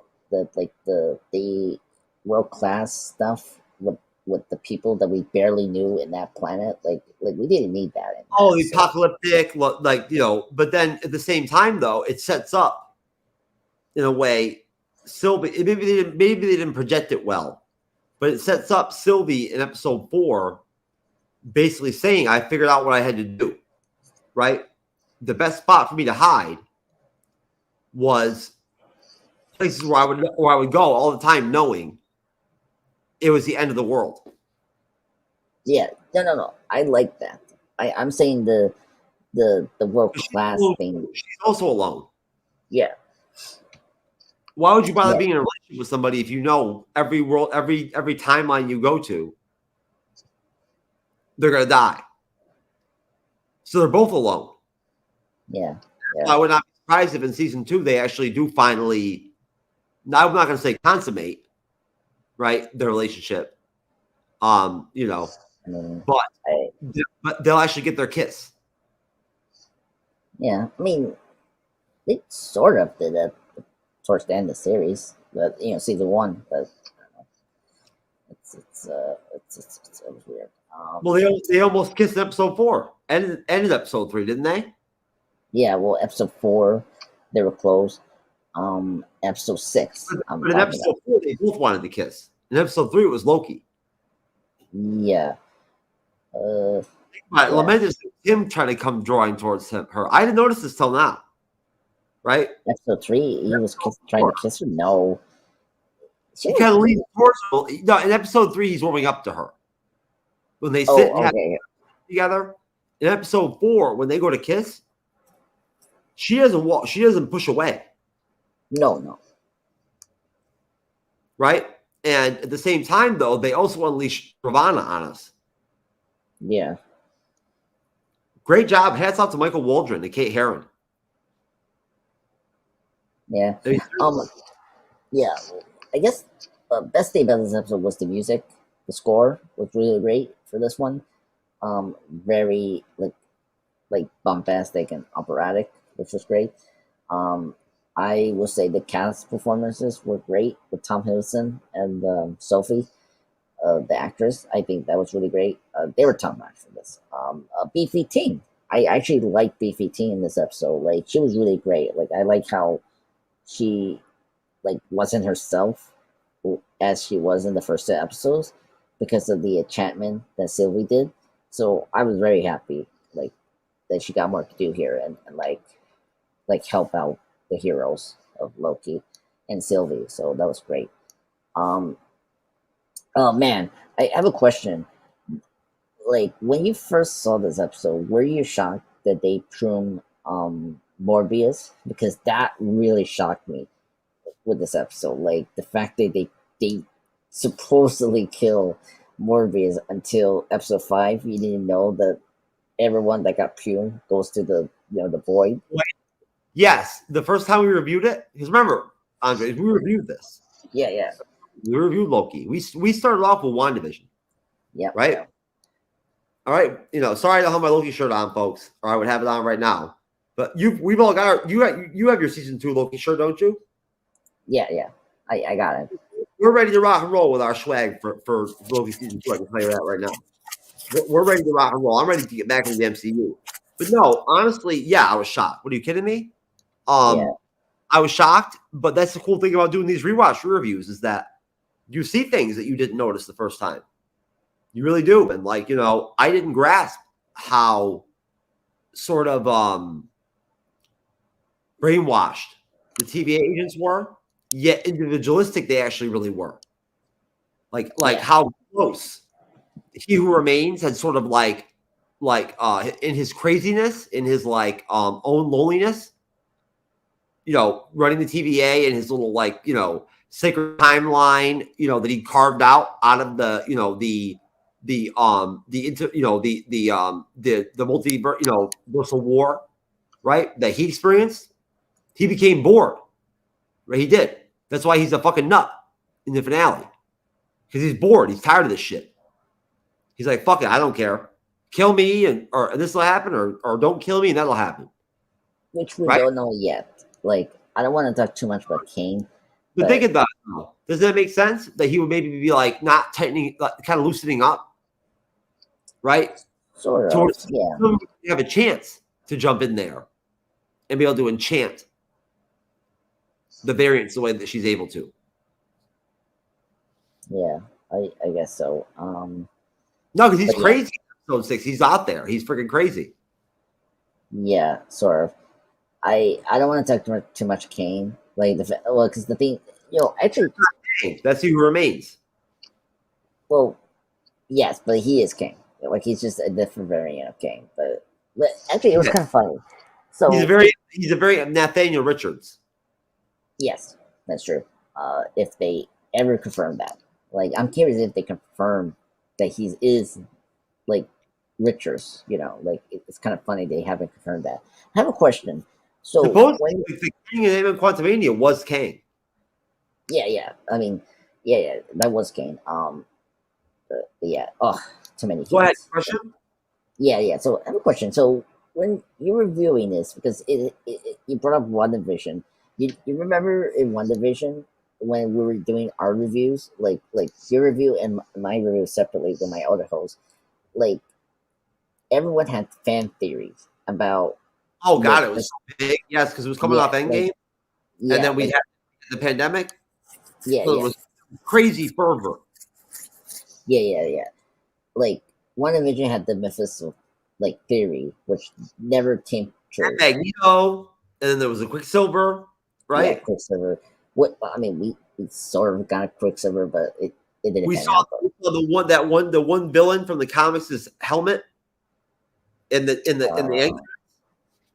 Yeah, the Reaper, I think it's called.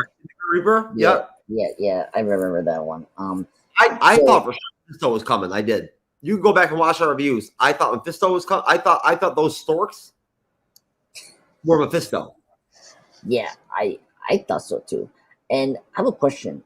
Did you and Cyber and your panelists had like strong Oh, back thoughts. then Like, we didn't have panels. It was just me, Cyber, and our co-host Perry Ramsey. okay, did you guys have It was like the Loki strong? there was Loki season 1 that we finally started to have guests on. Oh, okay. Like, did you guys have the strong feeling that Kang was going to be the major thing in the No. series? Okay. We weren't at that place we were at. We were more just enjoying what we were doing, just having fun. Okay. Right. That's And fine. we weren't thinking too far ahead, right? You know what I mean? Whatnot, right? And No. plus the Disney Plus series were so new. I mean, we knew we were restarting the engine, right? Yeah. We knew that, and at that point, we I don't think it occurred to any of us really. You can go back and watch the reviews. We weren't even concerned about who the next villain was going to be. No. There was so much buzz all coming off WandaVision, like you said, that when they dropped Falcon and Winter Soldier on us, and then Loki, right? I mean, because that's how it went. It went WandaVision, then Falcon Winter Soldier, then Loki, right? Yeah. It was Loki that we started to actually have guests on. And I think maybe one or two episodes of Falcon and the Winter Soldier we had guests on too. But we had a close circle back then. That was when we were basically just going back and forth with the Podcast of Champions, Art Stanton, Lord Deathman, Taylor, first and whatnot, coming on, doing our Infinity Saga reviews, right? Doing all the Marvel films from phase 1 through phase 3. And at that point, we were just there was so much buzz. We were all so excited, to be just get Marvel again. We weren't concerned. I mean, WandaVision, like it or hate it, created so much buzz in the street, like a la Endgame. There was so much hype. There was so much like rumor mill. Yeah. That then once we got the contrast of actually getting the Black Widow film and getting Falcon and Winter Soldier, there wasn't even time enough, right? To even know who that villain was, right? Because all we were doing then all of a sudden now was contrasting things. Oh, well, WandaVision was like this. Falcon and Winter Soldier was like this. Loki, like we're doing right now, right? With The Walking Dead, with Daryl Dixon, right? With Dead City. Same deal. You end up in that loop, that time loop, baby. Just like Loki, right? It's all a loop. It's funny. This is what this show and Loki is 6 episodes. It's kind of funny. I'm telling you, Andres, you're gonna get a year from now. You're gonna look back at this and you're gonna know what I'm talking about. Understand what I mean, dude? I covered again so many TV. I can't even count how many TV shows I've covered episodically in like the last year. I've lost track. But The Last of Us, House of the Dragon, and Andor kicked my ass. It did. It kicked my ass. It's not really contrast. It's just the quality. Like, no, but you end up contrast when you do the Disney Marvel series back to back to back to back to back. Yeah. You can't help yourself but start to compare. I mean, I only compare if they were good shows. Like, that's the thing. Like Falcon and the Winter Soldier is not comparable to WandaVision and Loki because it's a much more grounded show where it's a street level show. There's no superpowers involved and whatnot, right? It's grounded. It's very street level, and it's also more. There's emotion in it. There's drama. Yeah, but it's more racial and historic, not along the lines of magic and like and superpowers. Right? Yeah, exactly. And so it's sort of tough. And then with WandaVision and Loki, I call it more different because you got one show that's dealing with like grief, and then you got Loki that's more about the multiverse and love and like identity, because Loki is kind of like having identity crisis because like he knows now about his future, it's like timeline. And so, like, he's trying. We'd heard the rumors about Kang until they dropped He Who Remains in the finale. Yeah. Did we know solidly that Kang was going to be the big villain? Then we knew, right?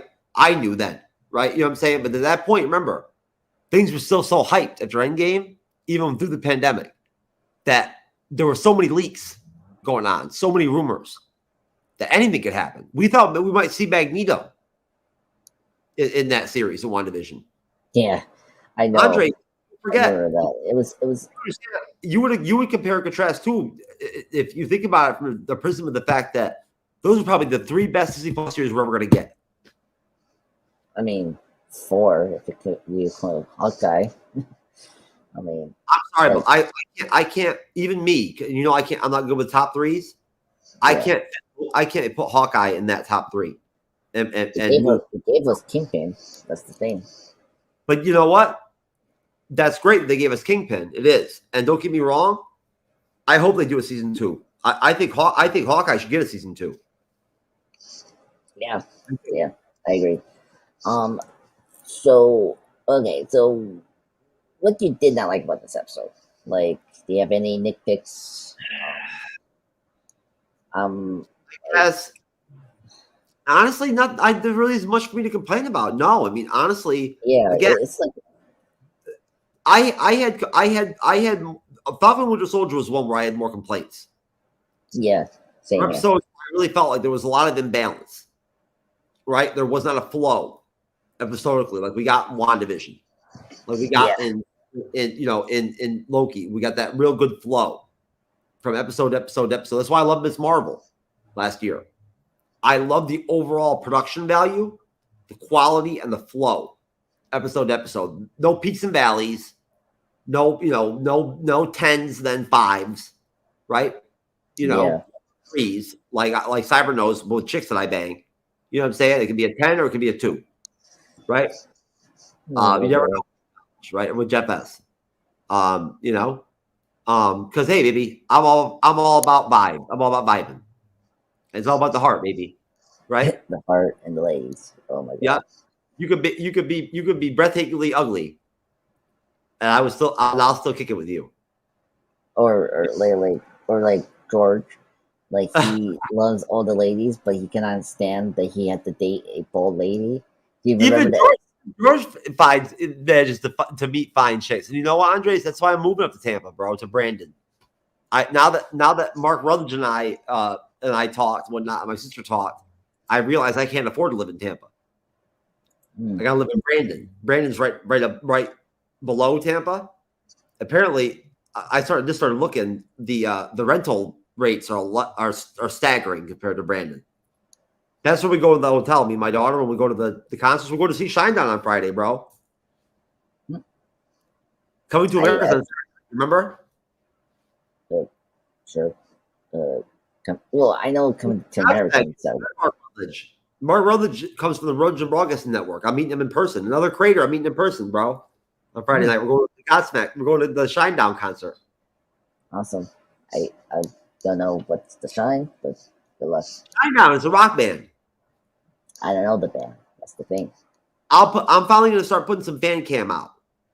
I've been so busy and whatnot, and like just not having been able to breathe and have the energy. I've got tons of fan cam and pictures and stuff and whatnot saved up from these concerts. I just haven't put them out yet. Yeah. Oh, put them in the Beneath Edge Facebook group. I think it was me. Oh no, I will, and I'll put them up. I'll put them up on the Bleeding Edge reactions, whatnot, like playlists and whatnot. Everything. I'll put some of the fan cam, whatnot, so people can see what the shots are like. You'll see me in action. But no, I have nothing to really complain with it because honestly, like I said, I had more critical stuff with Falcon Winter Soldier. I think I like to see fluidity. Yeah. From a story standpoint, I do. It's important to me, right? Action's good. Don't get me wrong, but there's a reason why I love The Last of Us and Andor, right? And The House of the Dragons, because I like drama. I like serious TV shows. I do, with good acting and good writing, right? I do. So for me, honestly, I mean, if anything, my moniker on Bulwark for this episode would be Ravana. Yeah. This episode. For the series, it was Sylvie, of course. Yeah. Well, for this one, it's Morbius. I think he's the MVP for this episode. Mobius, yes, he is. Because because honestly, he's like literally he's 2 minutes slower than Ravana. Right? Yeah. He has more information than him. But he's smart. He's smarter than her. Because on his own, as things are occurring in front of him, he's realizing he's more human than, in a way, almost, right? Yeah. Think about Yeah. it. He's evolving. He Yeah. starts off, right? For episode 1 and 2, he starts off and he's bragging and proud of the fact that he was created by the Timekeepers. Yeah. Now he's fighting for his own sort of humanity. Well, that, but also like a friendship with Loki. That's like the big thing about this show. Like, just like Sylvie and Loki, you know, with their relationship, it's also the Morbius and Loki friendship, which I really like. And that was something that I liked with this, and going into episode 5, when we, you know, discuss that next Monday, like that really comes together. And I am curious what's going to happen with their relationship and second season 2. I don't. They don't have relationships. The TVA employees. No, they so basically, he likes Ravana for friendship. Yeah, sort of. Remember, Yeah. Well, it's a really digs her a little bit too. Yeah. It's a really like a interesting relationship. It's almost like half and half, basically. Well, you're a variant. You're still biologically based, right? You still are. You know what I mean? You're just a variant. Think about it. If variant Loki can fall in love, why would Mobius be able to have feelings for a woman or a man? Yeah. I mean, I think it's kind of fair. I mean, it's very like typical TV. It's like they have this like back and forth kind of thing, and you know, it's not coming, you know, like out front because of their jobs. It's getting in the way of their like blossoming relationship. You know, with Rance and Morbius. But well, and again, they only had 6 episodes to work with, so they couldn't really give us more meat in terms of us understanding why they're so isolated and so locked into their roles, why they're so, you know, the religion's there in the TVA, but it's not religion, right? Yeah. It's created by the Timekeepers to maintain this sacred timeline, which is why they call this episode the Nexus Event, right? Yeah. Because it's the episode where my favorite part of it, not worst part, favorite part is the fact that the title. Yeah. And the score, and the fact that literally this is the moment when the sacred timeline cracks. Yes. It cracks. And it's not because of the bullshit that happened in episode 3.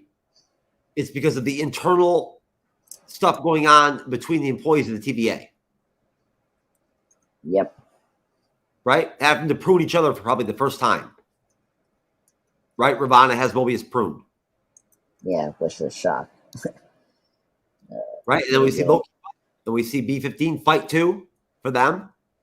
You know, it's almost like mutiny, like Dixon. Yes, it's very true. And plus, like, the system is like falling apart because of this like secret that this like system has. It's sort of like the like. That's why I'm telling you the variant of Kang, the variant of Daniel Richards, he remains. He just stopped paying attention, or he doesn't care. He's letting it go. Yeah, I think so. I mean, well, remember, this is happening as well. Like this is supposed to happen. Like, it's remember, all cycle. It's all yes. exactly. It's all, yeah. Just remember, it's not only as everything's it's falling apart. It's because it's a natural, you know, event that's happening. So that's the whole point of Loki season 1 was to establish how time works in the MCU, right? Yeah. Before we started getting to the multiverse. Now Loki 2 is going to delve deeper into the multiverse to tie us in and get us a better idea of what to understanding for general fans of Kang. Those of us that know the thing about the comics. No. Yeah, it was not really like No Way Home is where we got the confirmation of the multiverse. No, I told you I did a lot of research for the finale when we did a breakdown of the finale of Loki, and in that research, I learned the whole concept of how they want time to work. It's all based off a guy from the 70s. Yeah, it definitely feels like that. Yeah, very 70s. You hear him in the finale. You hear his voice in the intro. Yes. You hear him, Oh, and he said, "Time is a loop, or whatever, right? It's not what you think." I forget his name, but he's the one that created the way the MCU wants to view time. Yeah. As the snake eating its own head or its own tail, right? One big circle. And that's why in Quantumania, when you see Kang City, you see everything inscribed with circles. Yeah, well, I mean, it's just like continuing more of the circle designs from the show. But yeah, Ant-Man It's 3. in episode 4. It's in episode 1 when Loki goes in the elevator with Mobius. You see. Yeah. I'm more interested in the Ant-Man 3 thing you just brought up. Go ahead. Yeah. The tiles. Like, it's very cool to see the Marvel Studios to like be green, you know, because Loki's green, so with the costume. So that is one real. It's always cool that the Marvel Studios logo changed to the green color. We know it's doing episode 5, right? Elder Loki, baby. Yes. Oh my god. So Classic Loki. Groot Loki. classic Alligator Loki. Come on. Elder Loki. Kid Loki. Oh my god. Oh, Loki in the car. Oh my god. Loki in the car. Oh my god. Well, we see a frog Thor. That is also cool. Episode 5. We see Throg. We see Throg, right? Yeah, and we also see Eliath, right? Yeah. Who was the weapon that he remains used, right? Yeah. To sort of protect. Which we don't know yet in episode 6. President Loki, we have soon. That's episode. Right, President Loki. Yep. That's right. What would you expect? Yeah. Oh my god. So excited for next episode. I will give this a 9. Yeah, I'll give this a 9 out of 10. 9 out of 10. It's a great show. This episode was strong, so it's a 9 out of 10. So I give it. Oh my god. When I had at the store, right? I realized that magnums don't fit me. Very, very difficult to take in. I had to read the box, you know. So at that point, I will give. I'll give the episode. I gotta go back and find out what I dropped when we actually did it. But good job, good plugging there, sir. Oh, we actually have. Do we actually have someone in the comment? Is this Rama and Tut King on Seri? What's going on? How's it going? What's up? We got Rama Tut up in this bitch. Kane, baby. But no, I'm gonna give it a solid 8. Leaning towards the 7.75, which I know is my magic number or whatever, but I am being totally serious. I give it's close an 8 to a 7.5, probably. I think episode 3 is better than 4. I do. Yeah. It's better than episode 3. So but episode 5 is the bomb. Episode 5 is the best episode of the series. Yeah. That is a 10 out of 10 for me. Oh hell yeah! No, yeah. I mean honestly, I might even have to dress up as Loki. That's Monday. Yeah. Oh my god, that'd be great.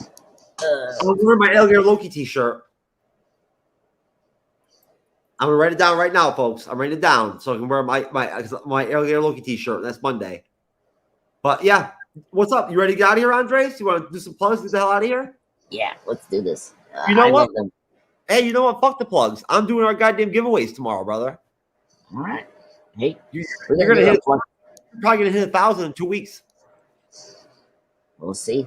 Oh, just upload your data. I've already got it pulled up, man. Come on. Yeah. We always have time, baby.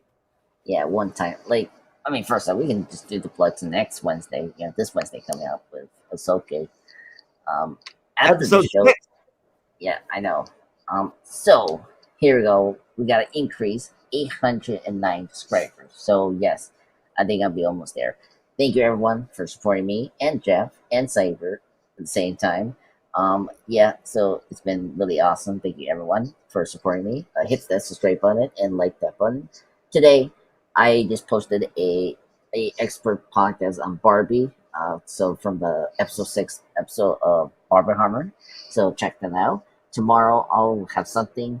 Yeah, that's where I'm at. So just like wrapping up the whole September projects I have that is planned and ready for October. You know, October is almost here, folks, which is great. Love Halloween. Yeah, it's exciting. Hell yeah, that's right. It is. I love October too. You a big Halloween fan? For movies, I always get excited for the NC like horror fest they always do, with like like and also the Disney was it Freeform like Halloween nights, so I can watch like Adam's Family, Nightmare Before Christmas. We need to review Nightmare Before Christmas because that has this 30th anniversary this year. So, we have to do the Chevy Chase Christmas movie, the National Lampoons. Oh my God, yes. Oh, that's all family Christmas. Oh my God, that movie is my favorite. Like, oh God. Lee was in that one. Merry Christmas. Shitter was full. Yeah. Oh my God, I definitely we need to do that as like a movie review because oh my God, the squirrel attack is like the most. You know what's funny? Elaine is in that movie. Julie. Yeah, she plays like this priss, like arrogant, like pompous rich bitch. Yeah. Yes. Oh my it's God. Like what they used to call it back in the day in the 90s, like a hippie.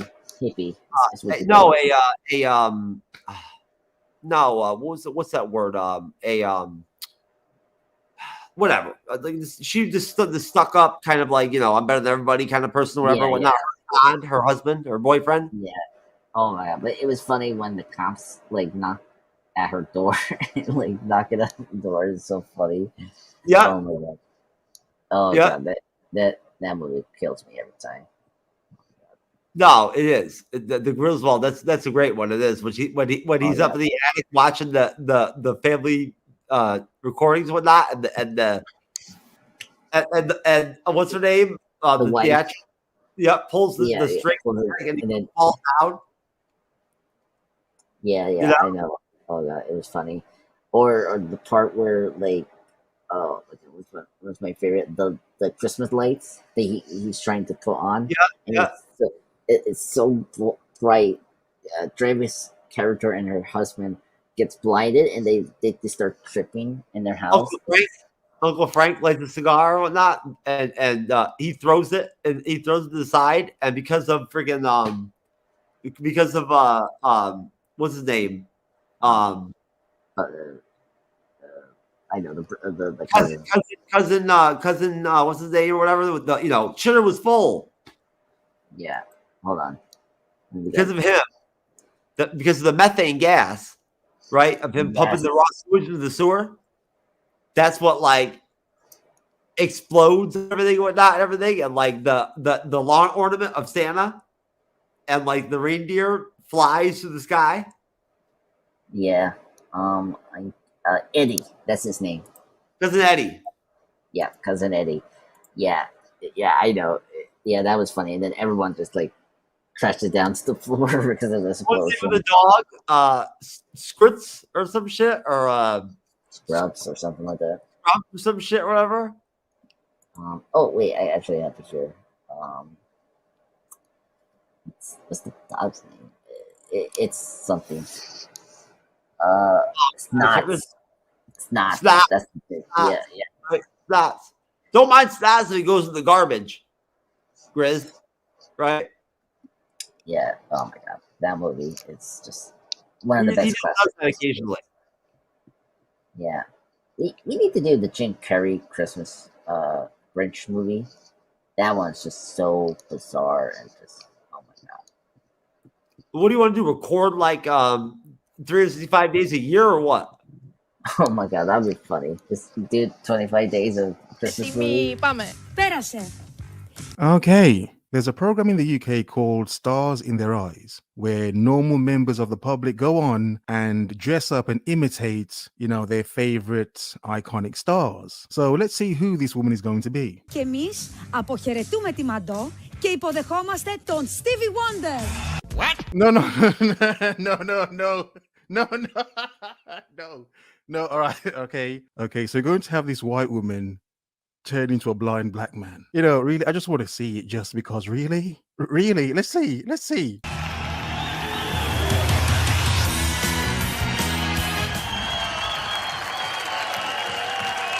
Oh my God. Why would someone do this?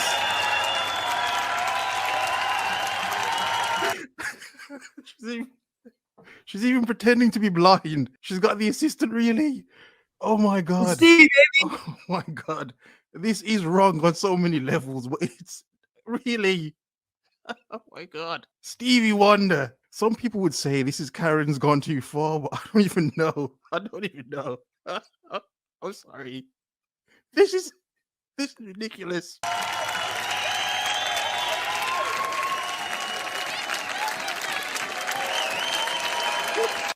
They're clapping. Why are they clapping? This is stupid.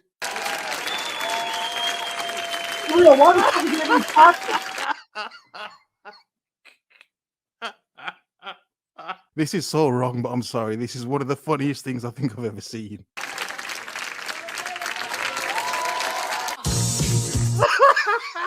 No.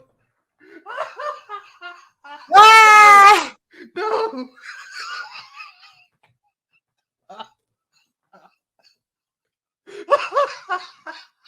This is where someone's gone too far. I'm going to mute it, but let's just see her acting. This is ridiculous. She's going ham.